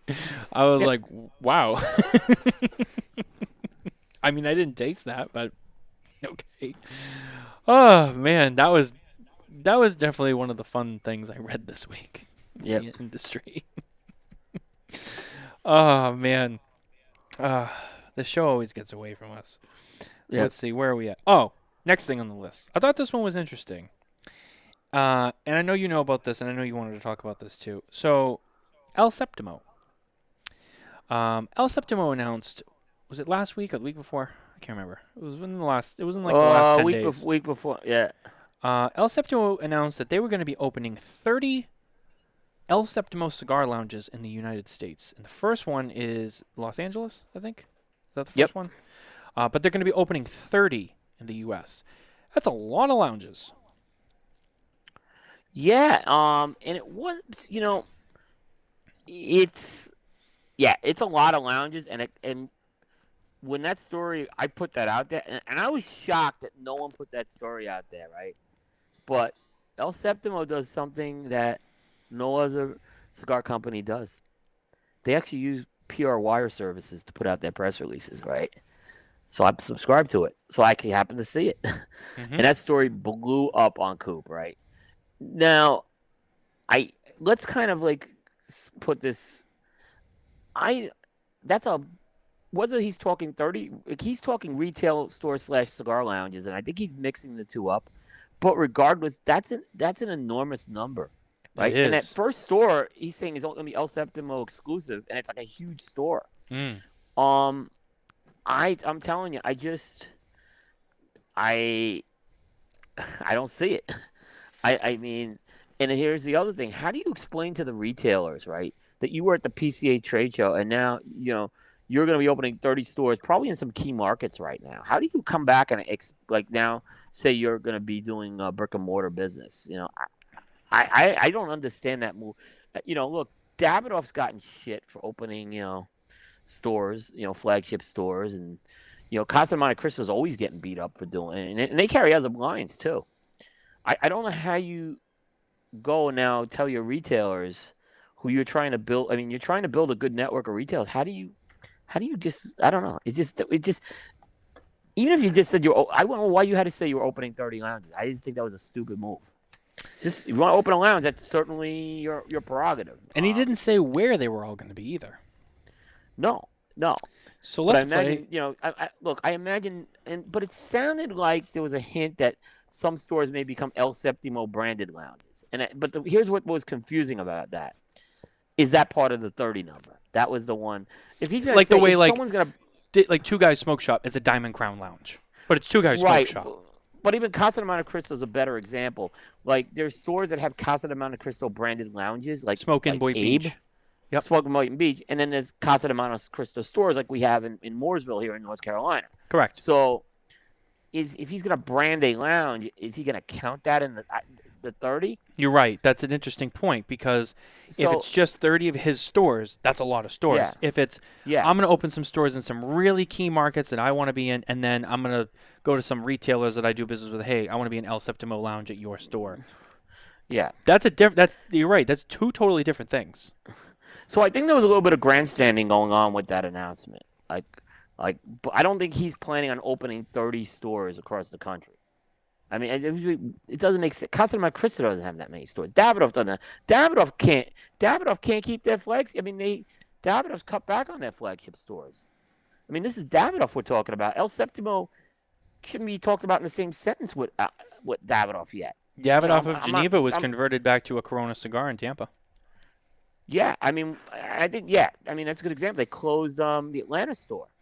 Yep, that's right, they Davidoff did. closed their Atlanta store. Yeah, And we're going to talk about we're talking- Davidoff later, so we're going to circle back to that. But yeah. But Davidoff, I mean, Davidoff is what I'm saying. Davidoff is much more established than El Septimo is. And I'm not trying to disrespect El Septimo. I think, but they got a lot more work to do before they can be in the same sentence as Davidoff. You know, so I'm just saying Davidoff couldn't make this work.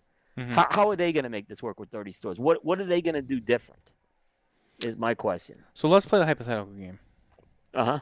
Let's say it's 30. Let's say he's opening 30 of his own stores. Let's just play the Right. game, right? Where does he put the other 29 stores?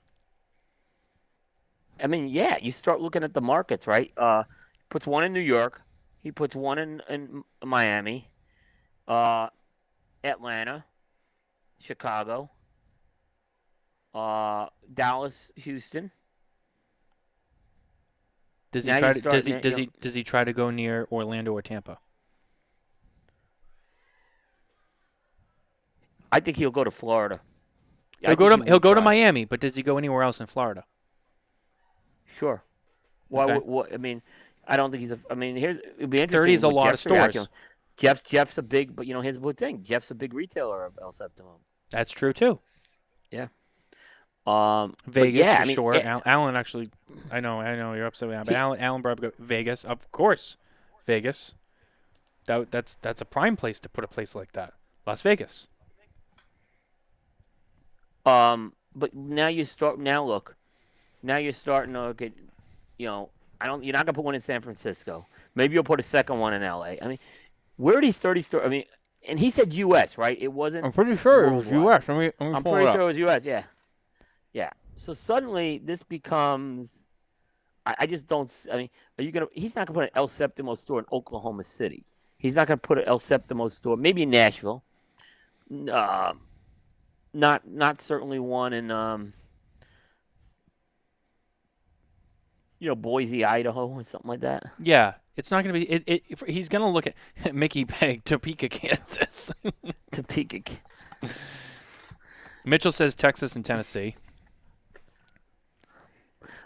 But once you get to 10 cities, I mean, Davidoff couldn't make it work in Atlanta, right?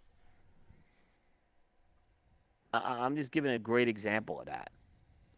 And his Davidoff- price point is much higher. Steve Newman said Beverly Hills. I mean, I guess I could see that. You got to remember too. He's trying to shoot to be. He's trying to shoot to be a higher price point than Davidoff. I mean, a lot of his stuff is twice the amount of the average price of Davidoff. So you're right. If Davidoff couldn't do it, and he's trying to be like higher end than Davidoff. I mean, he's not there yet. I mean, Davidoff has just been doing this for 30 years. Oh, Davidoff is, You know, they've been I around. mean, and they've had, I mean, it's just, I don't get it. I don't get what, Mickey Peg, and Intercourse, PA. But I mean, like I said, once we got past those list of cities we just mentioned, right? When you get to cities, I mean, we're looking at cities like Charlotte. No. Jay Davis, he already has the 8 Lounge in Las Vegas. No, that's not his. He's in there, but he has nothing to do with that. No, 8 Lounge is. I thought that's independently owned. Yeah, he has nothing to do with that. He's in there, but he has nothing to do with the ownership. He has a warehouse in Vegas. He has does. a warehouse in Vegas. Yeah. I don't know. Part of me thinks it was grandstanding to get attention. That there's no way he can actually follow through with that and make money. That's a lot of stores. 15 stores is a lot of stores. Yeah. 30. I mean, like I said, when Davidoff can't work in Atlanta, right? Or Tampa. Tampa was a different story. I think there was other reasons why they pulled out of Tampa. But I'm just saying I don't get it. And then how are you gonna how are you gonna start now? You're trying to build your presence in the retail segment.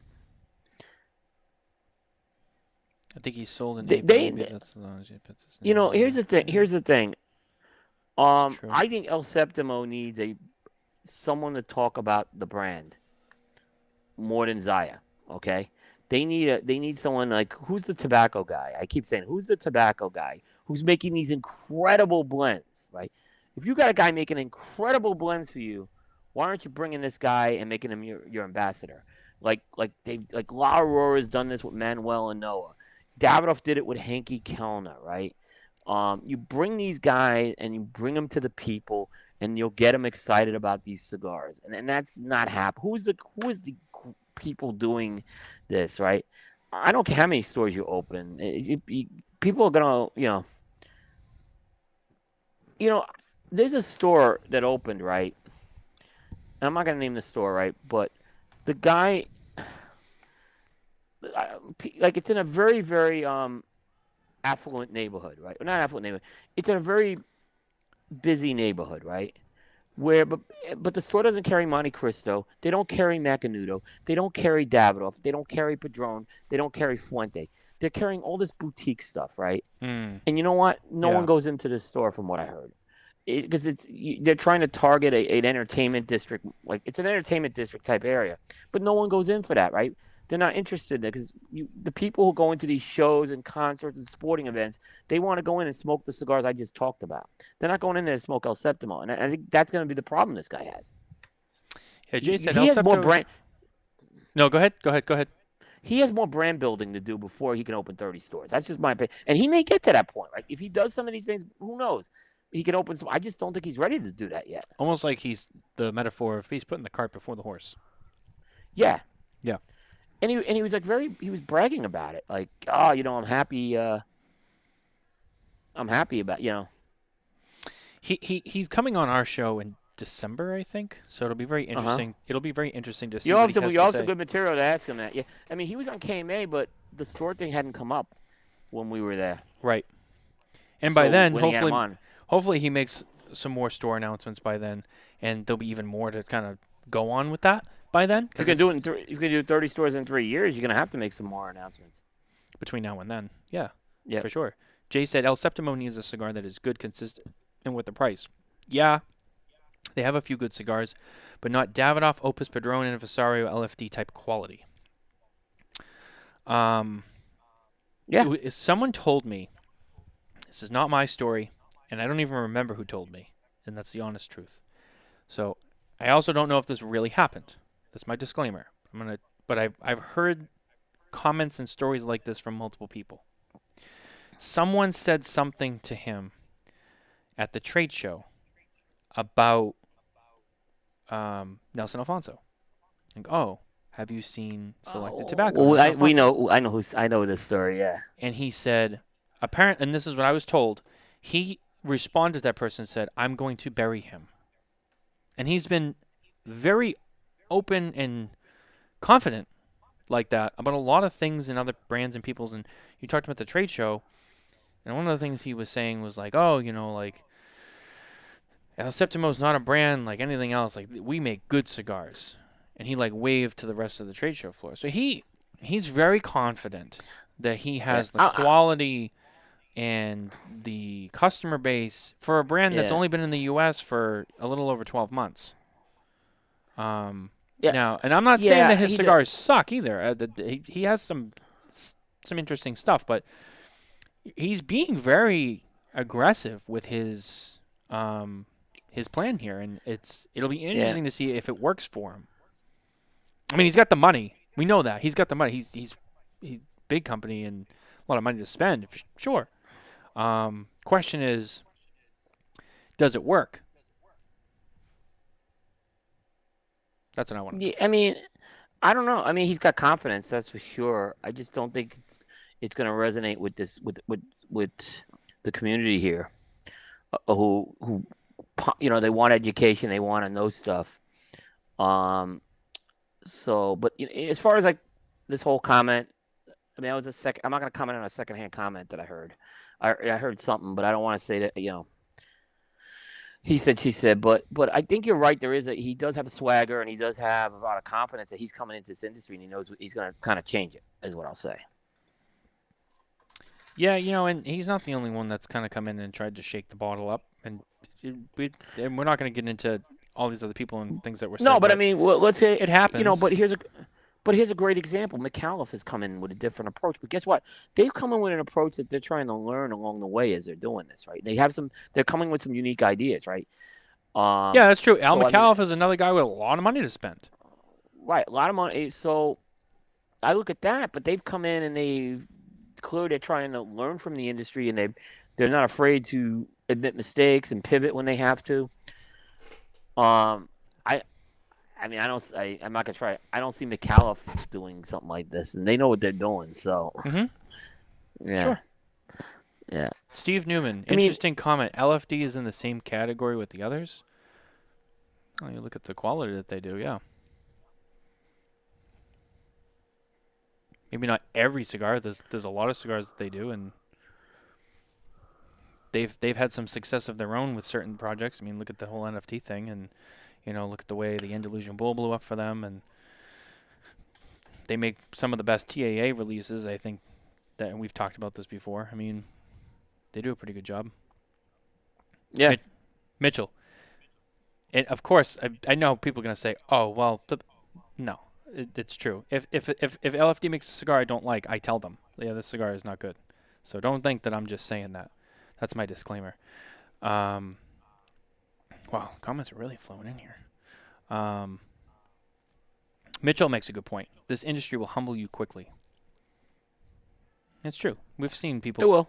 It will humble you quickly. Yeah, I agree.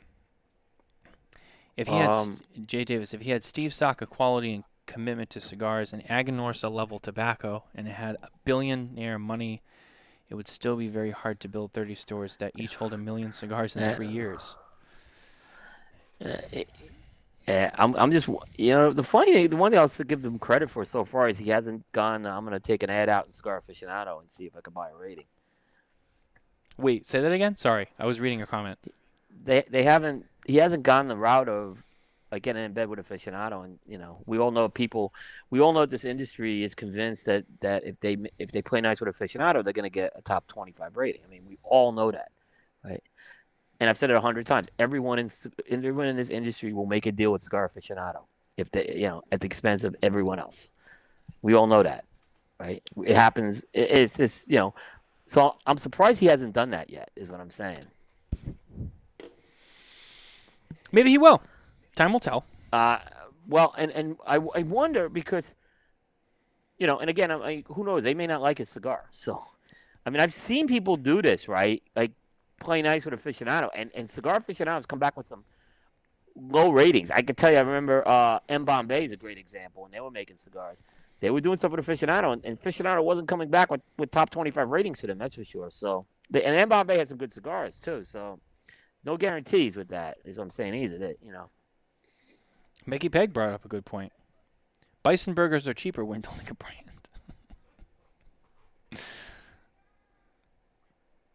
Wow, Coop's going quiet. Oh. No, Coop's upset about something. I don't know. He's just kind of go quiet. I don't know. I'm fine. No, I'm fine. No, there's not. No, I don't. I didn't get it. Oh.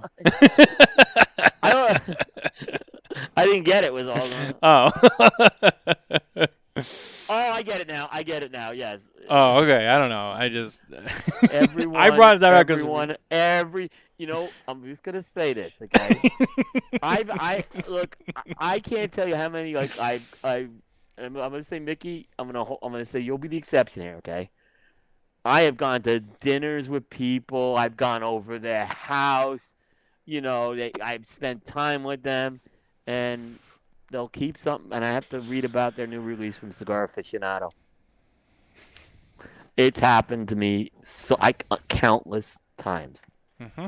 So I'm just saying, if I'm a little skeptical, it's happened. We've seen it happen. But I couldn't tell you that. I'm sorry. And then, Matt, this is what now you got me. Now you got me rolling. Okay, the go best ahead. is the people who will tell me this is good for everybody. This happened recently. There's something with the, and they're trying to explain to me how this is good. I'm like, what the fuck are you talking about? Like, you just like, how do you think this is good? Like, it's at my expense, but it's good, right? It's good for you. So now you got me rolling here. Rakesh makes an interesting comment. He says, other than their top 25, Cigar Aficionado is irrelevant in my smoking circles.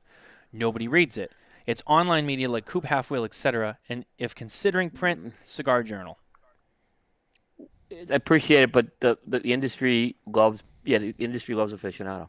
They think the key to success is a top 25 rating. Mickey Peg, spend time with people that truly care and interact with cigar smokers. No, I know. Now, there's some people, I'm going to say, who have long relationships with Cigar Aficionado. And I would never hold that against them. Like, there's people, who knew the people at Cigar Aficionado before I was smoking cigars. So I understand. It's these newer guys, like I said, with the ones that I have the problem with, right? Look, am I going to get on Carlito's case or because he knows these guys forever? No, I'm not going to do that, right? But some of these other, so I understand that some people have relationships with them, and I respect that. But some of these other ones are like, really? I'm going to make an announcement here. Okay. All right, I have not announced this anywhere. So we every year Smoking have done Tobacco two things exclusive. on cigar. No, it's a spare notes. I know. I was just making a joke, Coop. Come on. Okay. So for every year we have done a Cigar Aficionado prediction show. And then for the last few years we have done a Cigar Aficionado unveiling show. Where we go through a live reveal as they put the stuff out. Oh, I think I know about this announcement. Yeah, I have discontinued the reveal shows. There will be no more reveal shows. I will keep the prediction show because we do have fun doing that. It was kind of, but the reveal shows, no more because I'm not going to do that anymore. And if you want to know why I'm not doing it, it's for the reasons I just talked about tonight. Because I can't, I can't have this happen anymore, right? Where I have to wait 48 hours to print a news story. I can't do it. So the real show's gone. It's gone forever, guys. Sorry, not your fault, but I've made a decision there.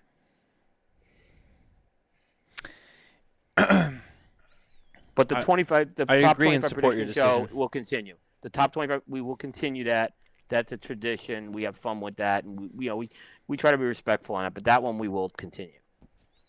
So, but I made the other show is gone, and I have people I've told a few people. I shouldn't say. I told people in the industry they're upset. I'm like, well.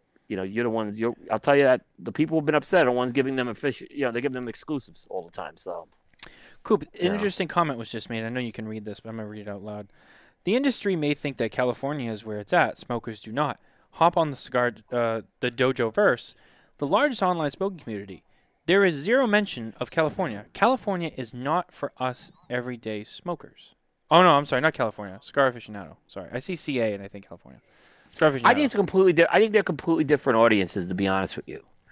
And no disrespect to the Dojo audience, but when I look at the rankings on the Dojo, it's I mean, when I see a shop exclusive cigar is ranked as the #1 cigar in the dojo and you can't buy it anymore, I don't even think there's enough cigars to be floating around to that to be a #1 cigar. So I don't get their rankings, what they're doing, but I think there's a very different community that the dojo community has that CA doesn't offer these people, right? Yeah, but doesn't the So rankings on Dojo that's done by that's not done by Dojo. They're just showing the data that the users are posting. it's something doesn't add up with that. I mean, But these isn't that what it's releases are supposed too to be? I think it's based on checked-in cigars, but when I see it, just doesn't. Something's wrong with those. I don't, and I haven't talked to Eric about it, but something doesn't click how they're doing that, right? Because there's only so many of those uber limited cigars that are out there. You know what I'm saying? I mean, I could, So is it the audience? I think maybe that's geared more for a boutique audience, is what I'm saying. And there's nothing wrong with that, by the way. They do a great job out there. But I haven't talked to Eric about it to kind of get an explanation. But it was weird because again, when I see on the Coop world, shop exclusive cigars, nobody reads these articles, guys. Like, no one reads the reviews. Like, when I say nobody, I'm talking really low numbers, guys. So when I see the numbers on Coop versus what I'm seeing some of these cigars on Dojo, I don't understand it. It doesn't compute. There's something not clicking with it, is what I'm saying. The data doesn't. I don't know. The data doesn't match up with what we're doing. I don't know enough about it. I don't follow it enough to be able to I'm not saying that you're wrong. I haven't seen enough myself to be like, oh yeah, I don't know. I don't look at it. But no, you're right. I mean, there could be. I don't know. Very interesting. Like I said, here's good. They did that. They did the Asylum Meshuggah, right? Dude, how is that cigar ranked higher than an Asylum 13? Is my question. Can I just pause for 1 second? Yeah. I'm so sorry. Mickey Peg is in the category with you now about beating stuff down. That, why? Mickey Peg won't let go the Ricky Bobby Award, supposedly, that I gave him last year, because I gave All Saints #2.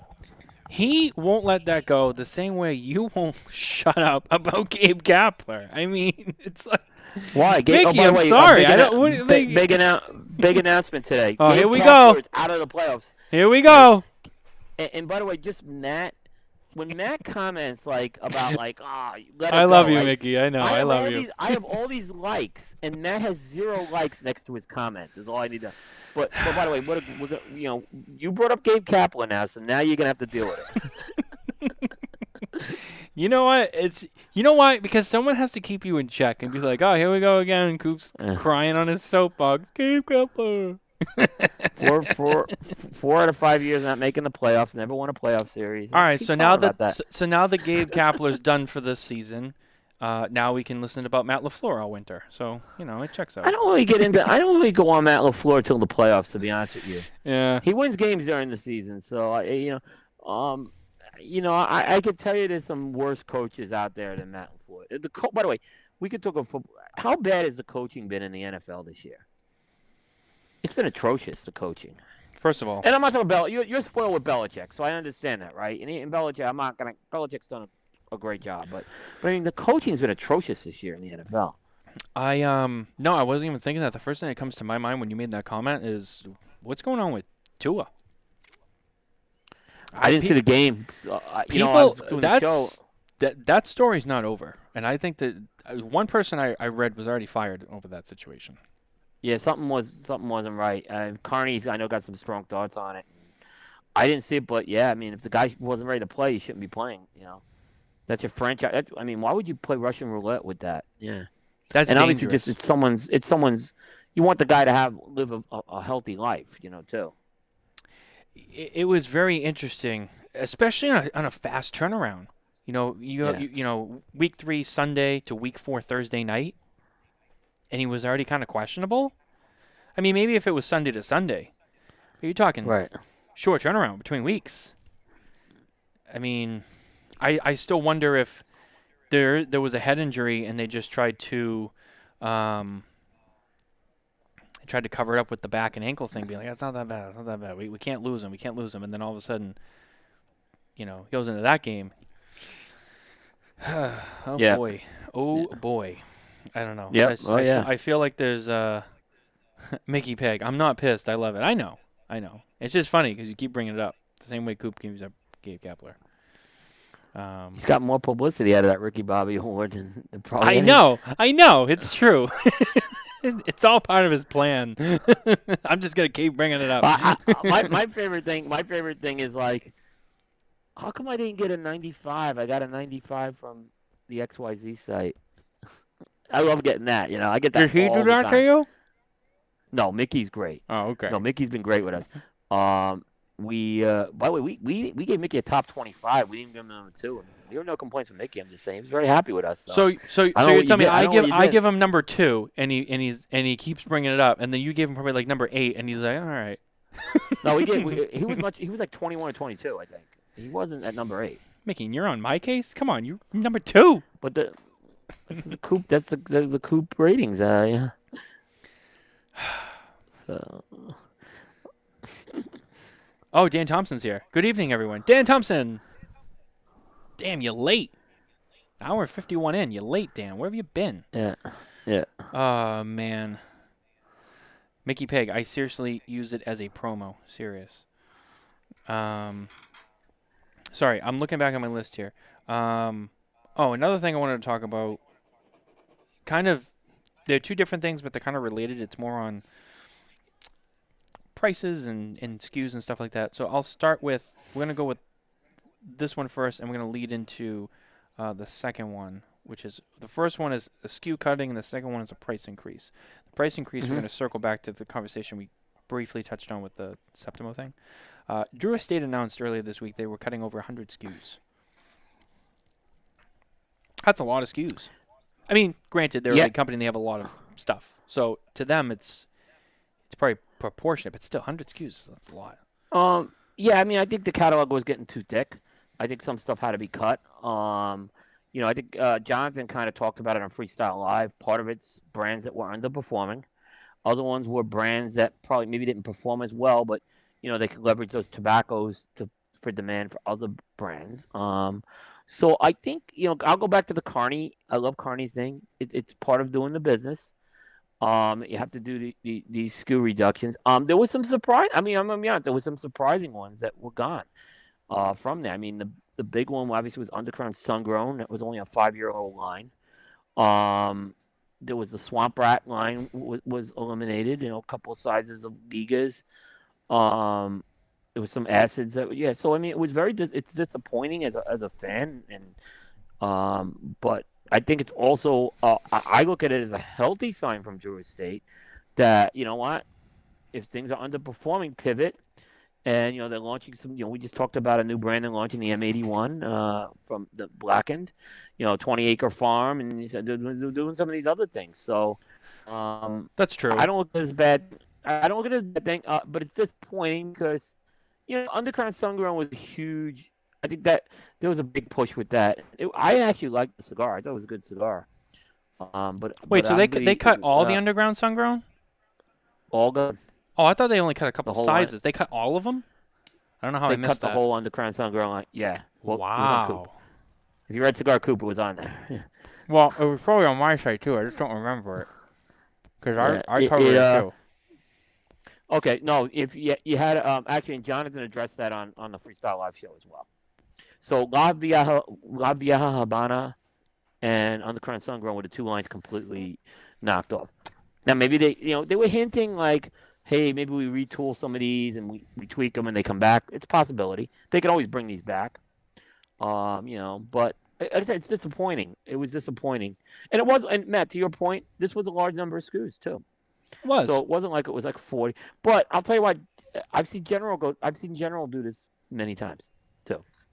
It doesn't. These don't get published a lot because they tend discontinued SKUs. They don't send them to the media, and this wasn't sent to the media. Hmm. So I mean, I kind of got it from a retailer. Yeah. So there's certain things I know that like don't go to media, they go to retailers, but we get our hands on them too. Yeah, no, what I'm assuming that's where yeah. I'm, I'm I'm assuming gonna that's where you got your yeah. I'm gonna say too. I'm not gonna fault them for doing it. I mean, I get it. It's part of doing business. You look at what sells, Yeah. you look at what doesn't sell, what sells the least. Drew Estate's also done a great job of introducing a lot of new stuff in the last year or two. Yeah. And you have a company like Drew Estate that's that big. You have that many SKUs and facings. You have to start looking like, okay, well, we can't just have like 1,000 SKUs.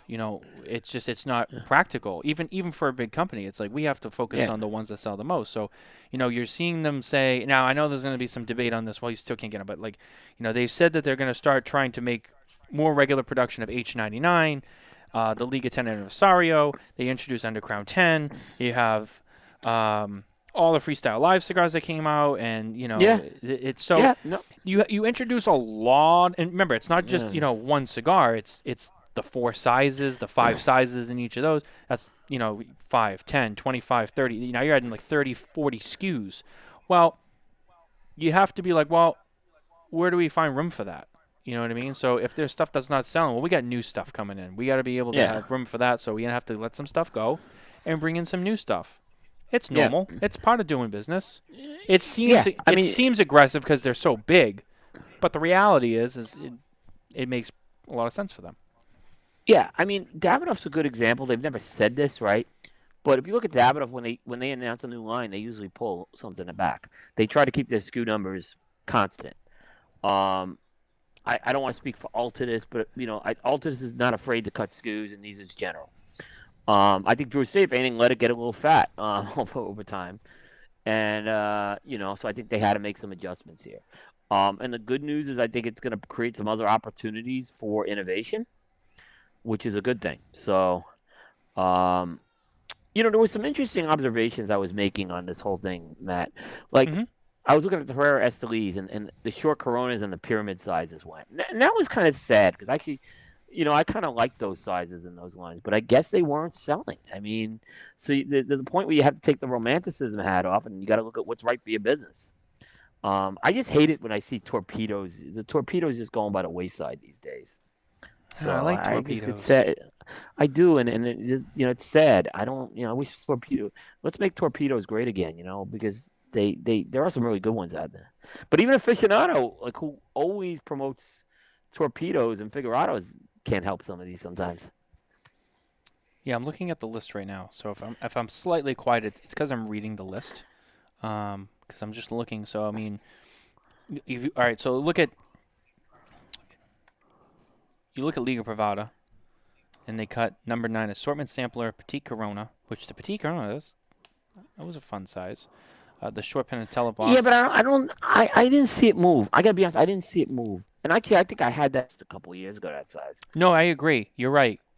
Whenever I see number 9s in a store, there always seems to be a pretty full box of those. And if they don't have the other sizes, they'll always have those. Liga Privada T52 had less SKU. Actually, no, it's about the same. And it was pretty much all the same stuff in both number 9 and T52.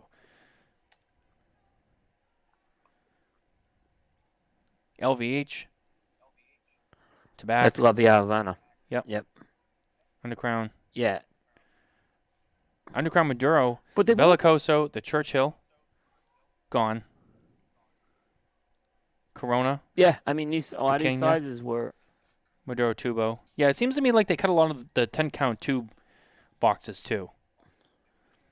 I never saw the tubos really move, either. I just didn't.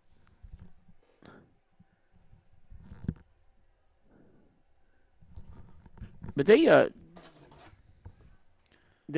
a lot, because there was a couple of, there was some surprising, like I said, the Swamp Rat and Swap Thing, those were the KFC Candelas are gone. Some of the acids, like the liquid, the nasty, So, like I said, it's sad when you say goodbye to some of these brands, and you just want to see this portfolio explode. But I think it also just showed the breadth and depth of the Drew Estate portfolio too with this, because you look at 106, like, and there's probably over 1,000 that they have. I don't know how many SKUs they have total, but they must have a lot of SKUs. Is what I'm saying. Yeah, I'm looking at it now, and it's just, yeah, there they are. All the underground Sungrounds are all gone. Yep. The interesting one is under the shade and the Maduro, they had the Corona Pequeñas. Corona Pequeña actually made a Coop list a few years ago. Yeah. Those are new sizes that were introduced only a couple years ago, and they're gone. So I guess those SKUs didn't take off for them, and they cut them pretty quick. Hoya de Nicaragua, Antonio Dark Corojo, Peligroso box, Hoya Cabineta. Yeah, I mean, Toso there was Churchill. there was a Hoya few Hoyas that here's the other thing I'll say is, and this is a question I didn't ask Drew Estate. I wonder if some of this stuff will still be sold in the international market. That's true, because I don't think they specified. Yeah, I mean, they could maybe target some of these for an international market. I just had this kind of weird thought, like, hey, maybe target Undercurrent Sungrown for Germany or something like that. I don't know. They could do 106 was the total number. It was 106 SKUs, yeah. That was the solid number. Yeah. And a lot of acids got cut, too. There was a lot of acids cut. Like I said, the liquid, the nasty, yeah. Some of the Blondie Reds, yeah. So there was a lot of acids cut. Yeah, it's a long list. It's a long list, but I don't think it's like they cut 3/4 of that portfolio. There's a lot still out there. Mitchell. And then the other thing Drew Estate's going to be doing is, it sounds like they're going to have, like, if you smoke this, they'll make you can move to this brand or something like that. So I think the sales teams are going to be working with retailers on that, which I think is a smart move too. Yeah, Mitchell commented, nobody wants tubos these days. Fresh packs are the new tubo. And I think there's a lot of truth to that. You're seeing a lot of fresh packs from a lot of manufacturers. I tell you what, I'm done with tubos and coffins. I have too many mold problems with them. Nothing. If I get a tubo or a coffin, it comes out. I don't keep it in there. I don't get a lot of mold problems, but I'd say 75 to 80% of the time I've had a mold problem, it's with a coffin or with a tubo. So I don't use them anymore.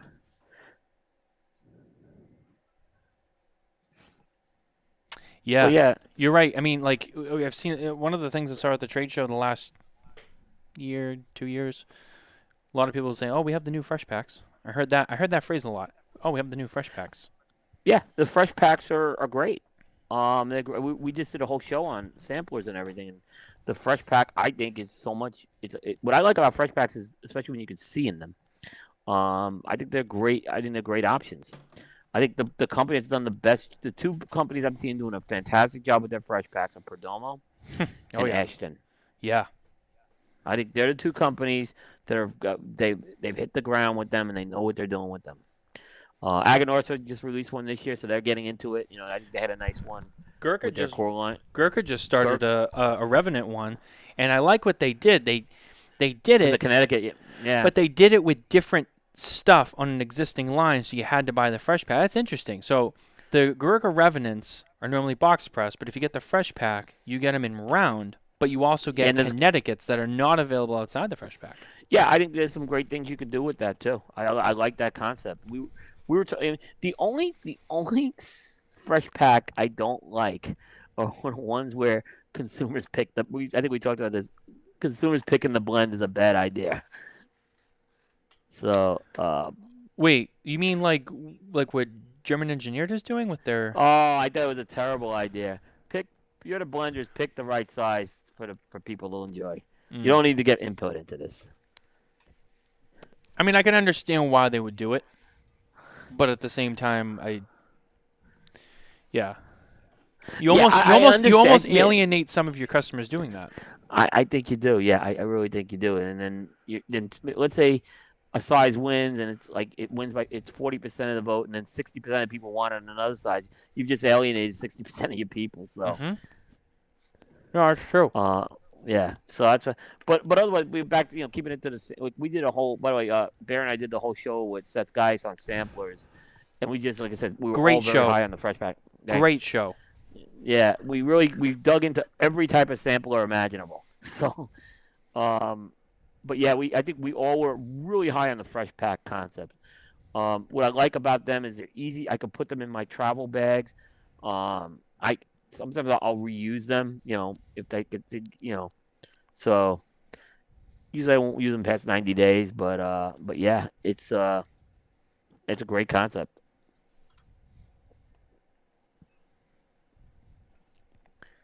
I like the fresh packs because, I this doesn't really apply to me per se.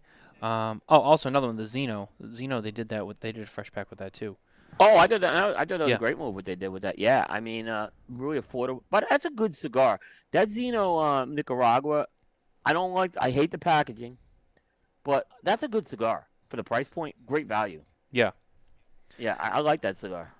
One of the things that I love too about fresh packs and people, especially with newer smokers, is like people always ask me once they know about my involvement in cigars. It's like, oh well, let me ask you, and they go, well, I'm trying to find, and I always tell, and I point people to a lot of those fresh packs, especially like the Perdomo ones, because they have like a full variety in them. So I'll be like, oh yeah, go grab like this one or that one, and it's great because you get 4 or 5 cigars, whatever it is, and you get all different kinds, and then you can get different packs based on, like, I think Perdomo does a Connecticut, a Sun-Grown, and a Maduro, if I remember correctly, with their fresh They packs, do that. right?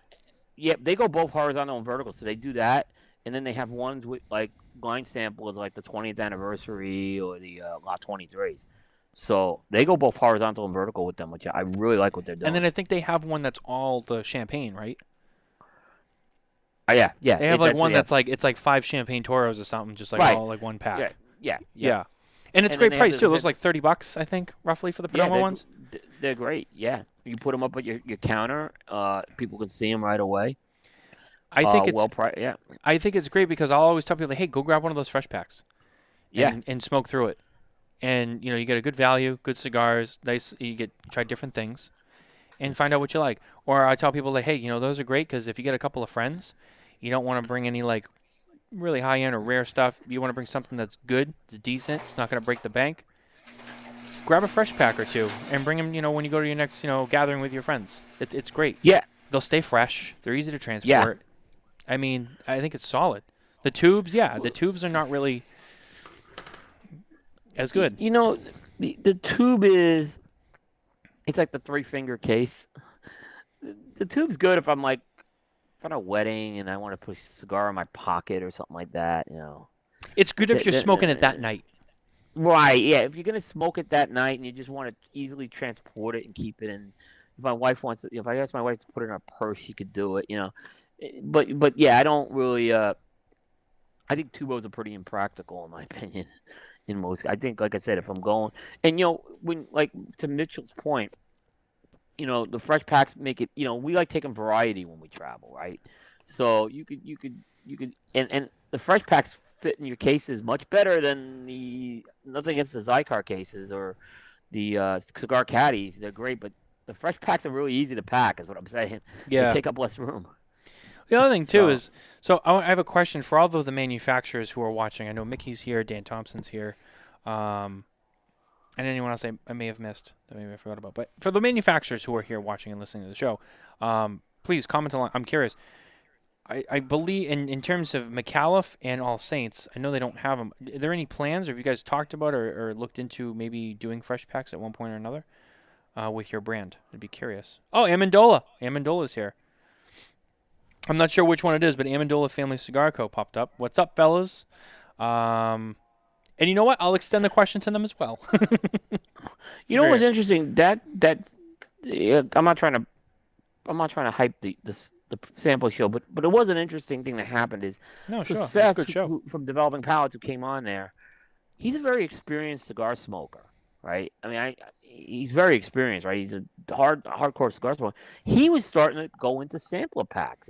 He was kind of getting into it, and he was messaging me on stuff, right? And then, we were talking. One thing led to another, and that's how we ended up doing a whole show on this, right? Because it was we thought the concept was so good, and that, like, it's not just something for the like, I think there's a reputation, people think it's for the novice, like, oh, let the novice try it. And no, there's some real value in samples for every type of smoker out there. Jeffrey, what's up, buddy? Jeffrey Amendola's with us. Mickey Peg, shooting for Father's Day. Oh, interesting. Yeah, well, that's a great idea. Yeah, That is a great idea, especially for Father's Day. Yeah, go ahead. Yeah, no, I get a lot of people who will contact me. And when I say a lot, like 2 or 3 a year, like so let's say, but like it's like typically like females who are trying to buy cigars for their husband, right? And I've never recommended a sampler pack, like, but I'm telling you, this year there's someone I know who's going to contact me, and I'm going to recommend the Ashton samplers. I'm definitely going to do that because I think that's right up this person's alley. Dan, I more meant like specifically the fresh, not just any sampler, like the actual fresh pack bag, like Perdomo has. I didn't know if maybe McAuliffe was looking at those. I think that would be great, especially for you guys too. I think that would be really interesting. Well, by the way, since he brought it up, the sampler set that they just announced recently is a pretty interesting idea too. Yeah. We talked. By the way, we talked about those types of samplers, how they're great for a holiday, like the McAuliffe sampler, right? It's a great holiday gift. Like so, it is. That's something like, well, you know what? What better way for the cigar smoker? Like for example, if someone came to me and said, you know what, I'm looking for a nice variety of Nicaraguan made cigars, and there you go, you got the McAuliffe Collector Edition right there. So I think there is a value in those nice look. Perdomo did the Connoisseur collection stuff too. I remember too. A little nicer packaging. So yeah, there's a lot of. I think samplers can go a variety of different ways, which is great. Jeff, the question was for the manufacturers. Do you have any plans on maybe looking into releasing a fresh pack, whether it's a sampler or it's just a pack of one line or whatever? Any of the fresh pack bags, like Perdomo has. If any of them had plans to maybe try to do one of those who don't have one already. Yeah, no, I agree. I think the samplers are great for that. It's a great gift. It's I think samplers are great as a gift for an experienced smoker. I think they're fun. The way McAuliffe did it with the different size, I think that's nice. I think it's great for people who are getting into cigars who like the McAuliffe one. So if you're new to McAuliffe, you get that sampler. Just have like a little sampling of all those cigars, and then you can kind of branch off and go from there. Be like, well, I liked that one, so let me try the bigger sizes in that line and see how I go from there. It works on so many levels, and usually samplers, the price point is very good on a sampler. Yeah. So it's like you're not breaking the bank to try something either. You want to be careful with that too, because I've seen sometimes you don't want to price your sampler where it's going to hurt your single stick sales. So you got to be a little careful with that too. That's true, so to speak. Yeah. I have seen a couple of companies do that, and it's not a good idea. I mean, it's okay if you're doing a short-term promotion, maybe, but yeah. Mickey Peg, in the old days, David at Georgetown Tobacco would load up at RTTA, get a good price in bulk, and use them for Christmas, New Year's Eve, Valentine's Day, and Father's Day. Today, you can include Mother's Day. That's true.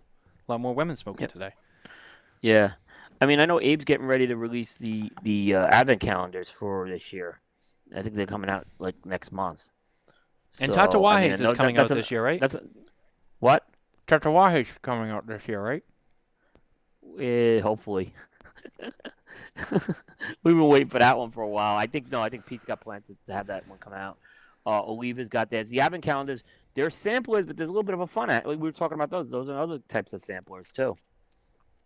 Another thing about them as gifts, they're great stocking stuffers. Yep. For those who celebrate Christmas, it's a great stocking stuffer. Yep. Small, good price point, fairly inexpensive, fits right in there. Boom, done. Easy. Yeah. That's a great one. Yep. Jeffrey from Amendola says, Chris and I are in the works with doing a 1-year release 5-pack sampler of something special. Nice. I look forward to that. Jay Davis, need a Cigar fresh pack with 3 cigars and a lighter and a cutter. Yeah, Joe Grow. Well, Skip did that. Actually, Skip Martin did something like that. Oh, he did? With Cro-Magnon a few years ago. Yeah, it came in a cigar caddy with I want to say a cutter. I don't know if it came with a lighter, and it came with a special size of the Cro-Magnon. He did that a few years ago. Luxury Cigar Club was yeah. selling pre-orders for the Tatuaje Advent 21 and 22 versions. Actually, I think I got an email on that. Do you pre-order cigars? Very rarely. I almost never pre-order them.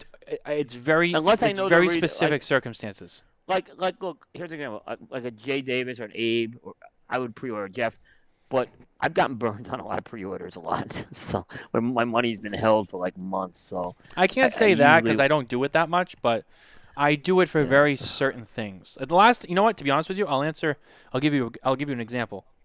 Right. The last time I pre-ordered a cigar was the Johnny Tobacco that Matt Booth did with Luxury Cigar Club. And it's only because I love Matt and I love Room 101 and I wanted it. Okay, because you think that cigar was going to... I mean, 'cause to me, that cigar was going to not sell out. It's like, why give someone the money ahead of time? I just... That's kind of how I played that. To me, you know why? To be honest with you, for me, it wasn't like it was just kind of like, I wanted it, I'll do luxury, by the way, yeah.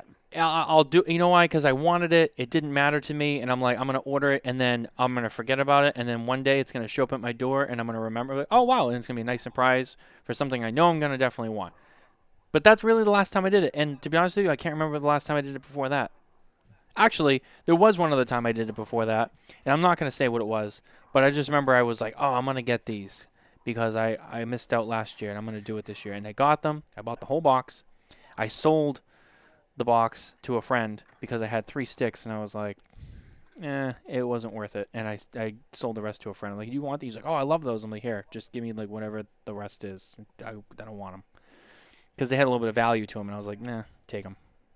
But those are the only 2 times I actually can even remember. The missus chimed in here. Yeah, you're not getting any in your stocking. Well, that's fine. I'll be okay. My wife refuses to buy me cigars for Christmas. On the grounds that she just doesn't know what to get me. Nicole knows what to get me. It's just for her. It's like she goes. It's like, why am I going to get you cigars for Christmas? Like, you know what Lisa said to me? She said, "Why am I going to get you you don't have a regular like core line that you smoke, right?" She goes, "You crap on limited edition cigars all the time. So why would I get you something like?" So she's not wrong. I can understand this. Like, that's true. That's true. Yeah. She's got a point. She's got a point. She's got a point. I mean, yeah, it's true. Yeah. And that goes back to my point. Like the limited edition stuff, I'm so down on limited edition cigars. Like I would not pre-order them because most of them just underwhelm me. So that was kind of where I was going with that too. Yeah, and again, I don't even pre-order most limited. And there's limited editions that come out. Yeah. And I'm like, that's gonna sell. That's gonna be gone. And I'm like, I'll either get it from someone or just whatever. I'll tell you the one cigar I regret I didn't pre-order was the Tatuaje Karlov. Okay. And I ended up finally getting my hands on them, right? But that was one that like probably I should have pre-ordered, right, when I had the chance, and I didn't. I'm like, I'll be able to get them, right? Because I did want to smoke that, right? So that's one case where I kicked myself. All right. So I know there's a little bit of friction between you and Alan tonight, but he brought up something. No, Alan's fine. Alan. He brought up something I want to ask you about because I'm not sure what he's talking about here. Lee Rothman once took pre-orders for Cuban cigars in case the embargo was ever lifted. I think it was $200, and you would get the first Cuban cigars they received. You could get your money back at any time. I think there are people that still haven't asked for their money back. Do you know about that? I didn't know about it. I didn't know about that either. No. I mean, it wouldn't surprise me either. No, but I didn't know about that. That's interesting. I love my limited edition Coop Travel Challenge coin, Mickey Peg. Yeah, he got one today. My wife is super clever and never calls the tobacconists at local shops to pick cigars for me. Oh no, she does call them. Oh, okay, I read that wrong. Dan Thompson. Okay. It's like my wife would have, like, she's at the point, like, she just said, well, first of all, she knows every cigar that comes in, right? So because of this inventory we do and stuff like that, but her point was 100%, like, why would I get you a limited, unless you tell me what the limited edition cigar is, and then the element of surprise is out of there. So she's not wrong. I mean, but we're at the point, we don't do Christmas gifts really anymore. Occasionally we'll do something, surprise the other person, but we try to, it's more about our kids right now and stuff like that, charity. So Yeah. So yeah, we don't, yeah. That's true. So yeah, that's so nice. yeah. One of the things. So the other part of we tend to stray. We start on the topic and we stray. Yeah. But the other thing on the list, I'm trying to keep up with these comments.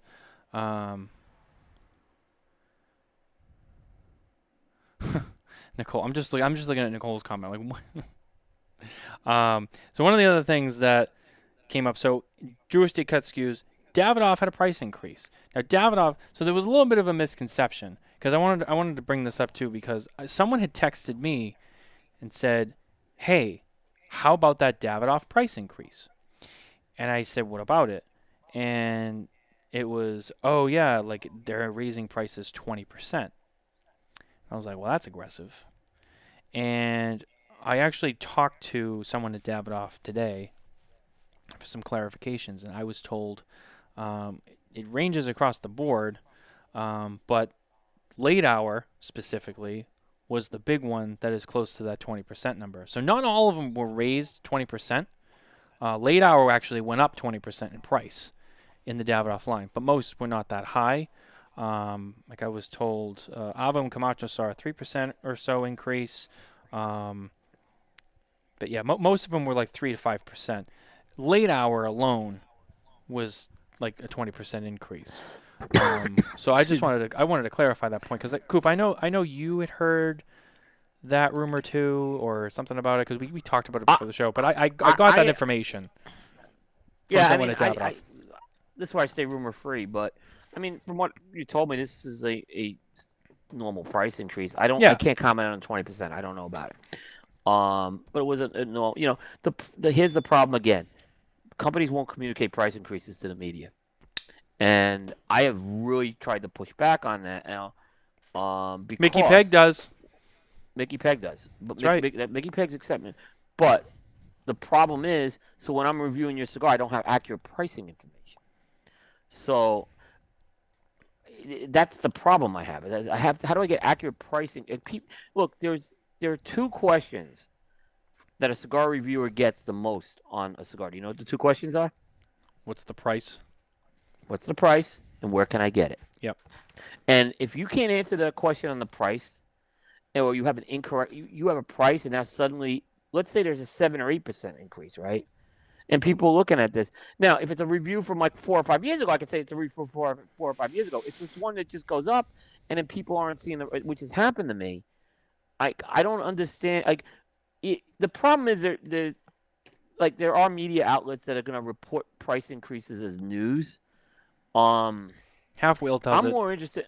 They do, and I've done it from time to time. If they send it to me, only for sent it. But I want all the price increases sent to me anyway because I want to have the accurate pricing information.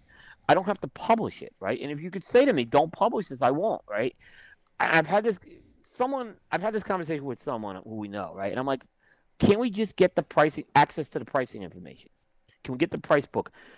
Every year when I go to a trade show, I get the price sheets. That's the way I've been doing it right now. But I don't know when that. Like I said, I can't wait a year to do that stuff. So it's a problem from a media guy to cover this stuff, because it's not about me necessarily reporting the price increase. It's about having the accurate pricing information.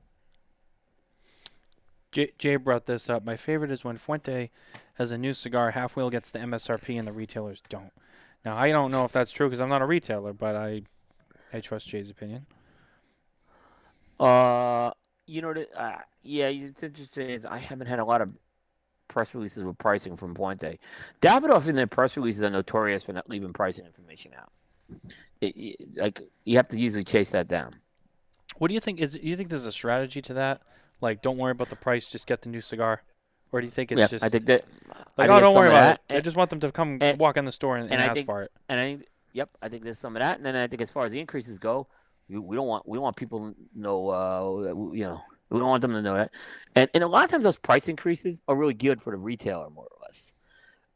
So, and a lot of times I can't. Okay, here's the other thing. So let's say someone sends me a price increase. Like here are our new, and what it says is here are our new prices. If I don't have the old prices to determine a percentage, it's not worth covering. And here's the thing: I could go. It's easy for me to go back to the company and do that. Price increases, no one reads those articles. No. Well, Alan, I mean, if half Alan, honestly, Alan just brought up a good point. He said, I don't really think price increases are considered to be, quote, news, end quote. You don't see a magazine post a story that Coke raised the price of a 2-liter bottle 10 cents. A trade publication will. Maybe half will consider themselves a trade publication. So maybe in that respect, I could say it, right? But in general, he's right, yeah. No, that's a fair point. Like I said, if I got them, and it's a full press release and the whole thing, I'll post it. I'm not chasing people down for a news article on it, though. I'll chase people down if I need the information for something that I'm doing. But I'm in the same boat. And Jay Davis says, unless it's Cohiba and it's 200%. It was actually like 300%, but yeah. By the way, and you can see our interview that my Cuban correspondent Nick Cirrus did with the Habanos folks on Coop, where he hits them hard on those price increases. So they did a lot of dancing with that. I didn't see that one. It went up on Sunday. Yeah, it went up on Sunday.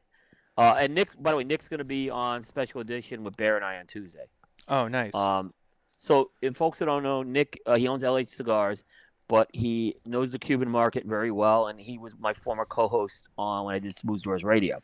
So he's a longtime friend of mine, and so he's going to be on the show Tuesday, and he's going to talk about the Cohiba Festival and the interview he did. So for Cohiba 55. So for Cohiba. Yeah. By the way, I and Nick got me a Cohiba 55. Really? So, yes, so I have one. That's literally worth its weight in gold. Yeah. Guess what? Guess what the day it comes? The day I had the oral surgery, it arrives. Like, fuck Nick, really.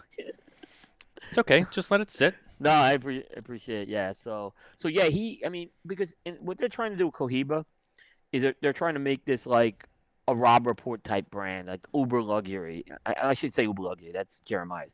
An ultra premium line.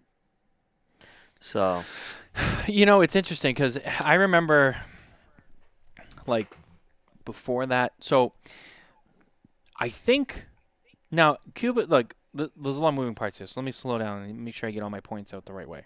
First of all, it's no secret that there's been shortages industry wide. There's no secret that Cuba is a bad offender of that, obviously, and I don't have to tell anybody why. So I remember from mid 2020 to the second half of the first half of this year, Cuban cigar sales, inventory is very scarce. There's a lot of online retailers that will ship to the U.S. and all that. They had nothing for a while. Nicole went over to England in April, and she, popped in and out of a couple places. She said there was nothing on the shelf. There was like 3 packs of Cohiba and some Partagas. That was it. And they had nothing. Bare bones. And then the story comes out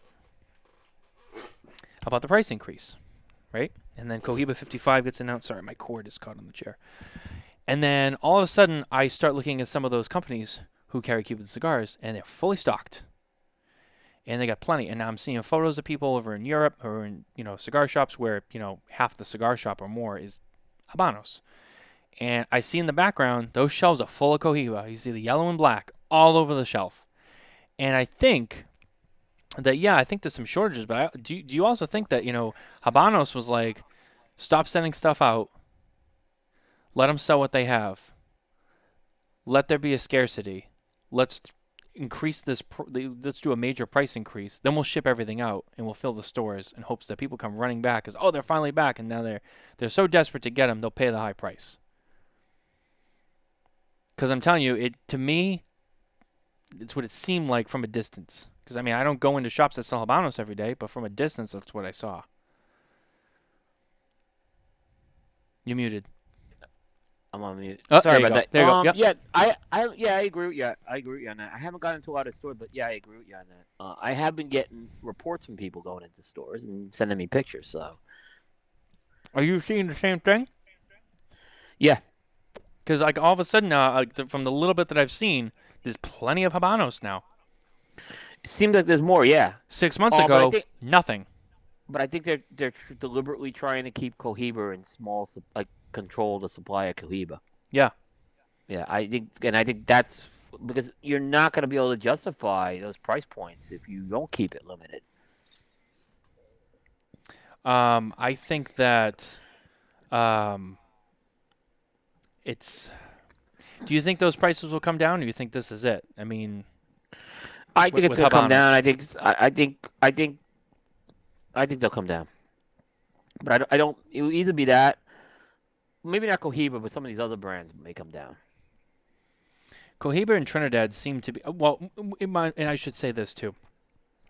That high 200-300% increase, from what I understand, was specific to Trinidad and Cohiba.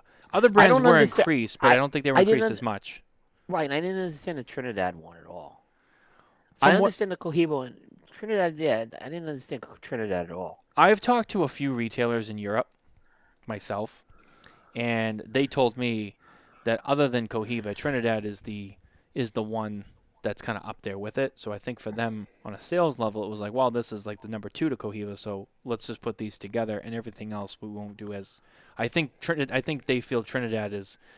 I don't think no one will ever put it on par with Cohiba. I think Cohiba really stands alone, but I think that it's number 2, and I think that's probably why. Yeah. I don't know. I don't even know if it's number 2. But I mean, one could argue too. I mean, what about Romeo, Monte Cristo, That's where I'm going. Pargas, Hoy de Monterey? I would put Monte big Cristo brands. number 2. I would put Monte Cristo number 2. Yeah, I mean, A Trinidad specific. is, And, it's funny. You say you put Monte Cristo number 2. Look at Monte Cristo number 2. I mean, I Right. would say it's the popular of the Monte Cristo. yeah, right. No, I know what you're saying. Yeah, Monte Cristo. I just don't. Trinidad just doesn't seem like it's like, people aren't going handstands for Trinidad. I mean, I'm not knocking the brand. I'm just saying this brand, Hoy de Monterey, H. Upman's, Romeo and Juliet is, of course, Monte Cristo. I just see other ones, so that's why I didn't understand it. It's funny. So if you go to, someone mentioned this, right? And I'm going to bring this up just so I can get an accurate price. If you go to the website, iHavanos, right? You go to Cohiba. I was looking at this the other day. Where is it? All right. Cohiba Robustos, box of 25. Do you remember what they used to be? Like last year, 2 years ago? Couldn't tell you. $500-600. Box of 25 today, $1,550. Yeah.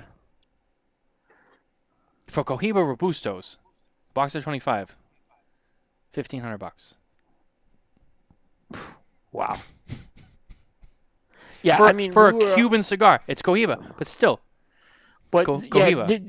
the interview with Nick was really good because they talked about what they're trying to do with Cohiba as a brand, and it's very clear that they're trying to make this like the Rolex of the cigar world. That's they're deliberate. So I think there's a deliberate effort going on with the Cohiba brand to position it that way.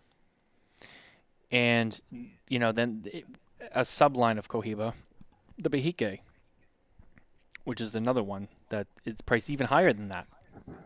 Some of the Bejique cigars are priced even higher than the standard Cohiba line. Right, and I think, yeah. And, if they can't make a lot of them, right, No. why not just charge more for them? Yeah. The ones you come out with. So, According to the professor, Monte Cristo number 2 is the most widely available cigar in the world. I feel like I have heard him say that. I think he did. I think I heard him say that myself. And Jose, I mean, if it comes from Jose, I usually I usually would say it's accurate, Yeah. Jose. You know something, Matthew? That's a really, really popular cigar. Well, the Monte Cristo #2. You go over Europe, Asia. But That's you the know one. Carlito's got Opus X, and I'd take an Opus X any day with that. That Dominican wrapper. 100%. 100%. He's right, but no, but yeah, Alan I brings would up. too. By the way, I would too. Alan brings up Cuban Partagas D #4. That's another one that is very, very popular. I mean, Partagas D #4. I mean, everyone I know who smokes Cuban Partagas, that's what they smoke. I don't know about you, but that's I always when the people who I know who are like, I smoke Cubans, that's what I smoke, and I go, what do you smoke? And they smoke Yeah, Partagas. I don't It's smoke. D. I don't smoke Cubans, so like I usually whatever because I don't actively buy them on the secondary market. So, like I said, if I'm getting it, I get it from Nick or someone like that. Yeah, same. Cause I either get Yeah. them direct or I don't buy them at all. Right. And I don't even Yeah. get them that often. It's when I'm due, and I go, all right, like other than that, like Nicole went to Europe, she went into a store, I'm like but like I'm not gonna get them from someone else, like unless it's someone I know for sure. But yeah, I mean, to me, it's not even worth it. Like I'll give you an example. So Nicole and I smoked Siglo. Was it Siglo 5? I think we smoked some Siglo 5s a few weeks ago. I was like, all right, we each had one, and I was like, we looked at each other, too tight. Nicole didn't even finish hers. But is that any worse than what you get? Okay, I'm gonna give you the problem, but I'm seeing a ton of draw problems out of Nicaragua and the Dominican lately. Specifically, with any are there offenders as brands who are worse than others, or just in a general sense, or? Yeah, there's some brands that are. In general, I've seen a definite decrease in quality on construction across the board. But you know what? Yeah. We kind of expected that with everything that's happened in the last 2 years. I mean, I haven't finalized my scoring on Coop, but things are down almost a point this year from last year, and that's kind of that. If you're getting down to a point, I think a lot of that's probably due more to construction issues than anything. A lot of the reviews I've read on Nicaraguan cigars that scored very low, from what I understand, it wasn't the tobacco, it was burn issues, draw issues, combustion, or draw. Yeah. The whole thing. Yep. That specifically is noted at the end. It would have been much higher, but the draw or the burn, combustion, it was just too. I read the phrase I see the most with those is I had to constantly keep lighting it or I couldn't keep it lit. Yeah. And every single time I read that, it's like 79, 82, 75. It's every single one. Oh, couldn't get it to burn. I must have relit it 15 times. No exaggeration.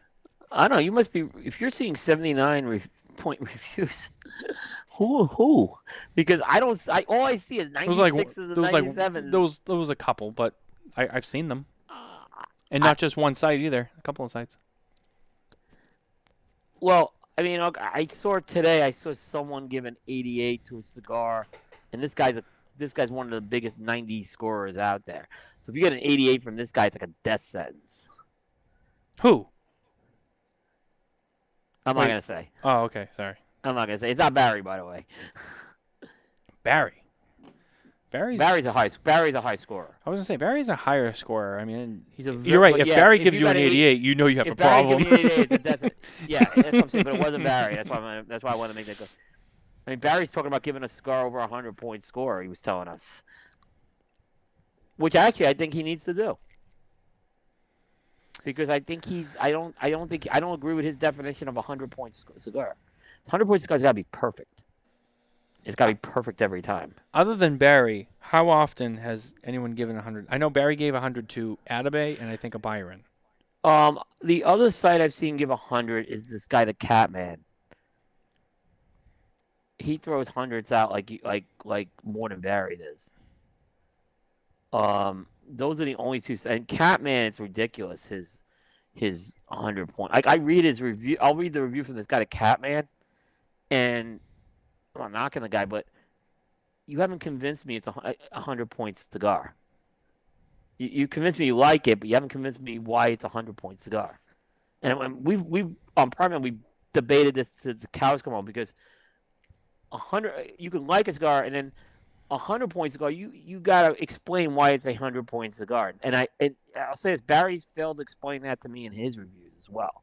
Like, why is this a 100-point cigar? It doesn't make sense because it's got to be perfect to be 100.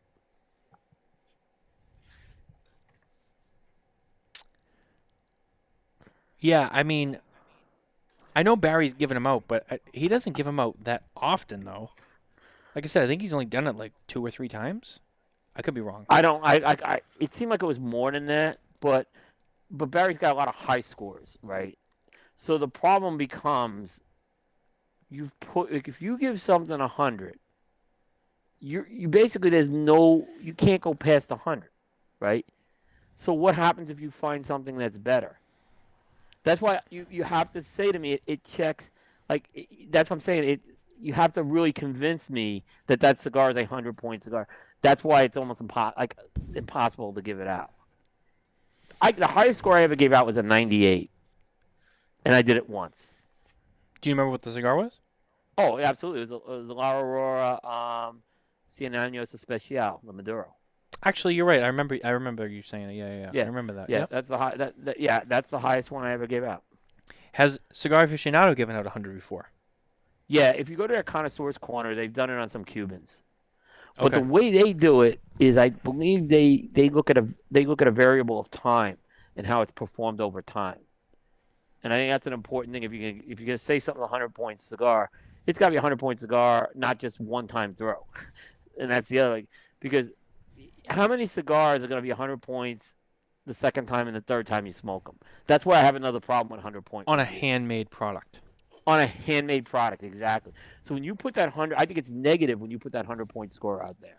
Because if the next one doesn't smoke like that, and I'll give you a good example. I think Spiritus was one that Barry gave 100 to, right? And a lot of people have not liked that cigar. The Atabey Spiritus. I love that Some cigar. people love it. And I'm not a fan of it, but I love Atabey. Well, you also don't like Lancero, so there's that. I gave a Lancero cigar of the year, so that's not true. It's just I know, but I'm just I just want to remind people that I don't like this industry and this media that kind of fawns over Lanceros like they're the greatest things in sliced bread. I hate it when they do that. Oh, I'm so excited! You're creating a Lancero. Wow, this ain't you. I mean, I like Lanceros, but I don't do that. But you've seen it. Media guys are doing this stuff. Come on, media. Actually, to be honest with you, as much as I love Lanceros, I've actually learned to love Lonsdales better. Good man. That's why you're a good man, because you're 100% right. Lonsdale is a better size. I've smoked a lot more this year than I ever have. Yeah. And I found some brands that I'm like, yeah, this is better. It's a good, the little shorter, a little thicker. It's just very. I'm like, you know what? This is better. And we were talking to Dave I remember we were driving to the stores, and I had that conversation with Dave Garofalo. Like, if you could just get the problem with the Lanceros, they have to take tobacco out a lot of times. So the Lonsdale gives you a little more. It gives you just a little more, width to that cigar, and I think it makes a big difference. So if you want to enjoy it, then you can. There's not. So I know there's a lot when we talk about Atabey. There's a lot of sizes. You mentioned the Spiritus, but they don't have like a Lonsdale size in that, do they? Or is it just the Lancero and? They have a lot of sizes. So they do. That's why I'm like I'm not sure, but let me check. Let me go. TwoGuysCigars.com will have it. Cigar Coop has it too. Well, no, I just mean in terms of the retail, because they carry all of it. Where the fuck is that? Oh, here it is. No, they don't. They have the Diosis, which is more like, it's more like an A. It's not exactly, but it's closer to that. Then they have the Spiritus Lancero, and then after that it's the Benditos, the Mysticos, Ritos, Duendes, Delirios, Sabios, Brijos, Divinos, Idiolos, and Hechizos. Yeah, they don't have a Lonsdale. They don't have a Lonsdale. No, I'm looking at it too. Now, that is a cigar I'd like to try in a Lonsdale. a 6 by, yeah, I agree. A 44 or Cazador size would be great. Yeah, even that. Because most of the Atabey line is 50 to, it's between 50 and 56. There's 158 in there. Oh my God! Right here. This is my guy right here. Hold on. Rakesh Hoya de Nicaragua Numero Uno Lonsdale Perfection. I love that cigar.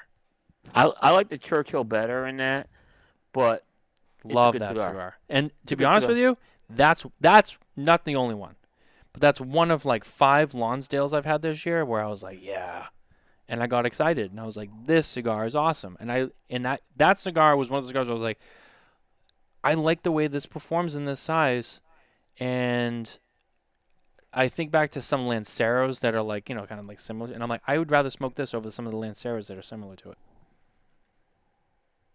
I'm like, Yeah. you know what I mean? Like that was Mhm. one of them. McAuliffe came out with the Corona Extra, which is, I mean, they don't call it a Lonsdale, but it's close to a Lonsdale. They have the Riata line, the Migdalia line. They might have another one. I know Alan and Dan are in here. They can correct me, but I know those two I've had. Those are really good. The Riata Corona Extra is another one of my favorites right now. I got 2 boxes of them. They're great. I've been ripping through those. They're great cigars. And it's a great I love that size. I love that size.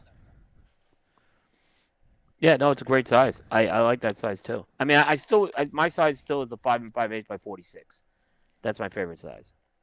Dan brings up Lonsdrace too. So they did the Lonsdrace with the Migdalia Special 5 by Edition. 5x40. And I believe that's what they're doing with the sampler too. That same size, that 5x40. Dan, correct me if there's any others that I missed, but that's a great size. Dan knows this already. I've probably been through like 50 of those Migdalia Special Editions already. He knows I love that size. He knows that. So we've talked about it. I love that size. And that, I mean, the blend's good, but like that, the whole thing, that's a great cigar. I love that cigar. Classic size. Yeah. Yeah. Great. I agree. Did you review that cigar? Which one? The Migdalia Special Edition with the 5x40? I don't think I've reviewed that one. Now, I'll be honest. I like the Medallia. I like the Medallia in the bigger size. Not the bigger size, the Corona size. The Corona, or the Corona Extra? The Corona. Yeah. I like the Corona. The Corona is my favorite size of that one. Yeah, Alan said the collector's edition is a 5x40. That's right. But 5x40 is a great size. It is. It's a really good size. Yeah. I think yeah, I think it's I'm really excited to try a few of those other blends because I think the experience of blend is one that really I'm interested in because I think that's going to perform well in that size.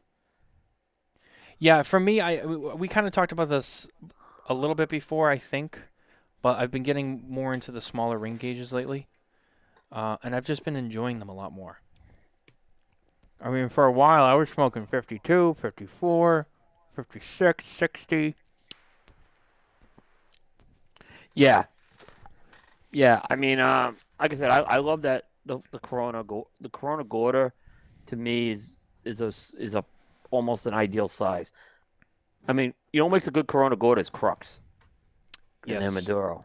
Yes. Yeah. And Crux Sam does a Ventura good was job with actually it. just on with us too. Oh yeah, I think they make fantastic cigars, Crux. They have a great story, and I'm really impressed with what they do. The new packaging is great, and we talked a lot about that when he came on. I think what they did with their packaging is just really awesome. What's funny? A few of us in the media when that came out, we kind of, this ain't gonna work. It's like, and when we saw it in person, how sleek it was, you couldn't help but fall in love with it. Oh yeah, and I like the idea they have. They have the 10 singles and they got the 2 5-packs. Yep. I think that's really cool, and and here we go back to the 5-packs and the samplers. There's another one, the Crux. There's another one. That's a great one. If you find a retailer or you can get it online, someone who sells Crux cigars, those 5-packs are awesome. Yep. That's a great deal. Yep, smart move how they do that. Yeah. The last thing I had on the list tonight was yeah, we're getting into special edition territory. Yeah. Fire at William Ventura. Oh, so sad. It's You know, good guys, good cigars. Yeah, I mean it. You know, there was something interesting about this fire, though. Most companies are very private when there's a fire, and I think they took the right approach here, and they said, "Look, we were wiped out." Like, I've heard of other companies who had major fires. Fuente obviously was pretty public about their fire when they had it, but other companies have tried to keep it quiet, and they've kind of shifted production around. But Alec I Bradley think it had a was fire last year. right, but and they were public. Yeah, and they were public about it though. And they were that didn't totally destroy them though. Like this destroyed these factories, Oh yeah. which is a shame. And because William Ventura's Inner Cigar is the other factory. They were adjacent. If you aren't from Inner Cigar, they make some of the German engineered stuff. But they do a lot of private labels. And William Ventura, obviously one of the rising factories. I thought was having a great year, by the way. And I know Henderson. I've talked to Weber, who's his brother. And I think they're a great family, making great cigars. It's just sad. And what's good is this is I think where the industry shows its good side. I think people, how can we help? Is like I think what people want to do. So I heard they were insured, which was good news. That's good. Yeah, I mean, a lot of brands came out. Room 101, Caldwell. Adventura, yeah, it was their obviously brand. Adventura, yeah. Yeah, nothing was salvageable. Everything burned. Tobacco. I mean, obviously they lost Tobacco, which is they lost Tobacco and they lost Blotto. That's a yeah. But they lost Tobacco, and on top of that, they lost obviously inventory. Yeah, it was funny too because right before that happened, I saw that Abe put out that they got another shipment in the ones from the Great Smoke that they did with them. Right. And I was like, oh, you know what? I didn't buy a box, and I was like, oh, maybe I'll get one. And then the next day, the fire happened, and I was like, oh shit, I better grab those because there might not be. Well, I heard I heard they had just shipped a container out like the week before, which was good, so they were able to get some stuff out. Yeah. But like, their aging room was in there, right? Like anything they had aging that was rolled, they had tobaccos in there. Yeah, that's gonna be devastating. It's just, and you know what? I wish them the best. It is unfortunate, and I wish them the best. I hope that they can really, recover from it, and it's gonna be to be honest, it's gonna be a long and difficult road. But Dan said that losing Tobacco is catastrophic, and what you can't put up. I mean, Dan could probably talk more about this, but don't forget, when you have tobacco aging for years, right? It's the thing that drives your accountants crazy. Like, why are you keeping this inventory aging all this time, right? So when you lose it, that's a huge loss, in a lot of ways. You can't replace that time that you've done with that. Start all over again. Yeah. So it's a sad thing. Wish him nothing but, I did text, well, not text, I emailed Marcel Noble, who's one of the co-owners of Aventura, and, he sent me a message back, hey, we're going to come back from this stronger, and I have no doubt they will. I mean, they're good. Marcel's a good guy. Marcel and Henderson are good guys. And, the other thing that affects is Freud probably, too, because Freud had a lot of that production coming out of there. That's true, too. They're a new company, yeah. So they have another factory, but, that factory, I'm sure, has capacity already. So, if they're doing private, I'm sure probably private label stuff's the stuff that's going to get hurt with this, unfortunately. Yeah, it's unfortunate, and it's hard to see, but yeah, I wish them the best, and but there's no doubt there's going to be a lot of fallout from this too, and we're gonna see. Yeah. On the market. So, yeah, exactly. Lucky, I guess they caught that in the early morning hours. It was sad news. Anyway. Wow, we're getting close to 3 hours. Actually, we are at 3 hours. It's been a We're long at 3 show. hours. Yep, good show. It was a good show. We had a lot of good topics tonight. We always tend to get off, but that's okay. I mean, that's what we do here. It's a very loose format, but I think this was a big couple. You and I were talking before the show. Big couple of weeks. There's a lot of topics here, a lot of hot buttons, and I think people wanted to hear our opinions on these things for sure. If we, and the interaction with the opinions, I think are good. So we thank the audience again. We always appreciate you guys tuning in. Absolutely. Thank you guys for being here with us tonight. Thank you for watching, commenting along. If you're catching us later on the downloads, thank you for listening to us. And as always, don't forget to like and subscribe everywhere you can get your podcast, Podbean, Apple, Google, etc. Don't forget to go over to our Facebook page and our YouTube channel and like and subscribe there. We have Luciano coming on next week on the Smokin Tabacco show, so we will continue that conversation with him. Yep. And there will be a lot of questions that we're going to want to ask and hopefully get answered. We'll see. Yep. Other than that, that's it. Coop, do you have anything you want to add in there? I think we're good. I think we covered everything. I'm going to be back for smoking. A lot of reviews going to be coming on Coop in the next 30 days because technically the deadline for reviews for Cigar of the Year is October 31st. I might extend that 10 days because I had 10 days down from smoking, but that's going to be the plan. Is it's going to be a heavy review month on Coop right now. So there's a lot of stuff in the queue I have. So that I built that during the summers when I build up my review queue. So we're doing PCA rollouts. So now I got these things rolling out. That's good. And you can always go over to cigar-coop.com to read those reviews. Yeah. And you can always head over to smokingtobacco.com as well. And here's a really cool thing, guys. You can always check Cigar Coop, by the way, before you tell me about a news story.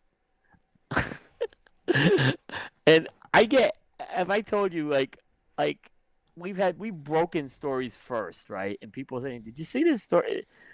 And I know I busted you on this a few times, Matt, but it's not really you. But like, we broke the story. Like, we published it first. Yeah, he's not talking to me on this one. No. But I mean, if I told you in the last, like, there was a lot of stuff that we broke first or in the first round, and I'm like, all you gotta do is go. You spent more effort going to someone else to give me their story when you could have just go cigar-coop.com.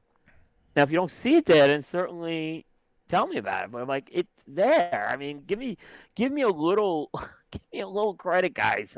We do try to stay on top of this stuff.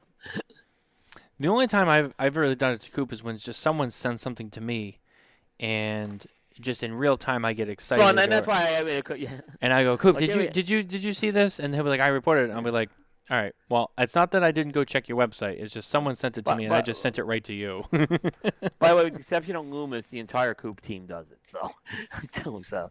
Loomis is the only guy who knows to check Coop first. So yeah, for me, it's just I do things so fast. But it really is easy. In fact, you can put a favorite in there and go to cigar-coop.com. And here's the other thing I'll tell everyone.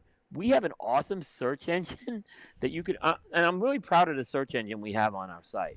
So, I mean, if you are looking for something, you just put that search in there. It's a fast search. It's a very accurate search. And, you may be surprised. You can find stuff pretty easy there rather than wait for me to get back to you with a Facebook Messenger. So, I mean, which sometimes I don't respond to those timely anymore. So, I'm just saying I'm really proud of that search engine. That's why we put a lot into that one. So. Oh, yeah. No, I mean, it definitely helps. I can speak to that myself. Yep. We have a pretty good one as well. Yep. You're probably using the same plugins, yeah. So yeah, it's not like we invented it, yeah. So yeah. So yeah, they're really good, yeah. So, but anyway, that's gonna do it, guys. Thanks for being here with us. Thanks for listening. Thanks for watching, and we'll see you next time. Take care.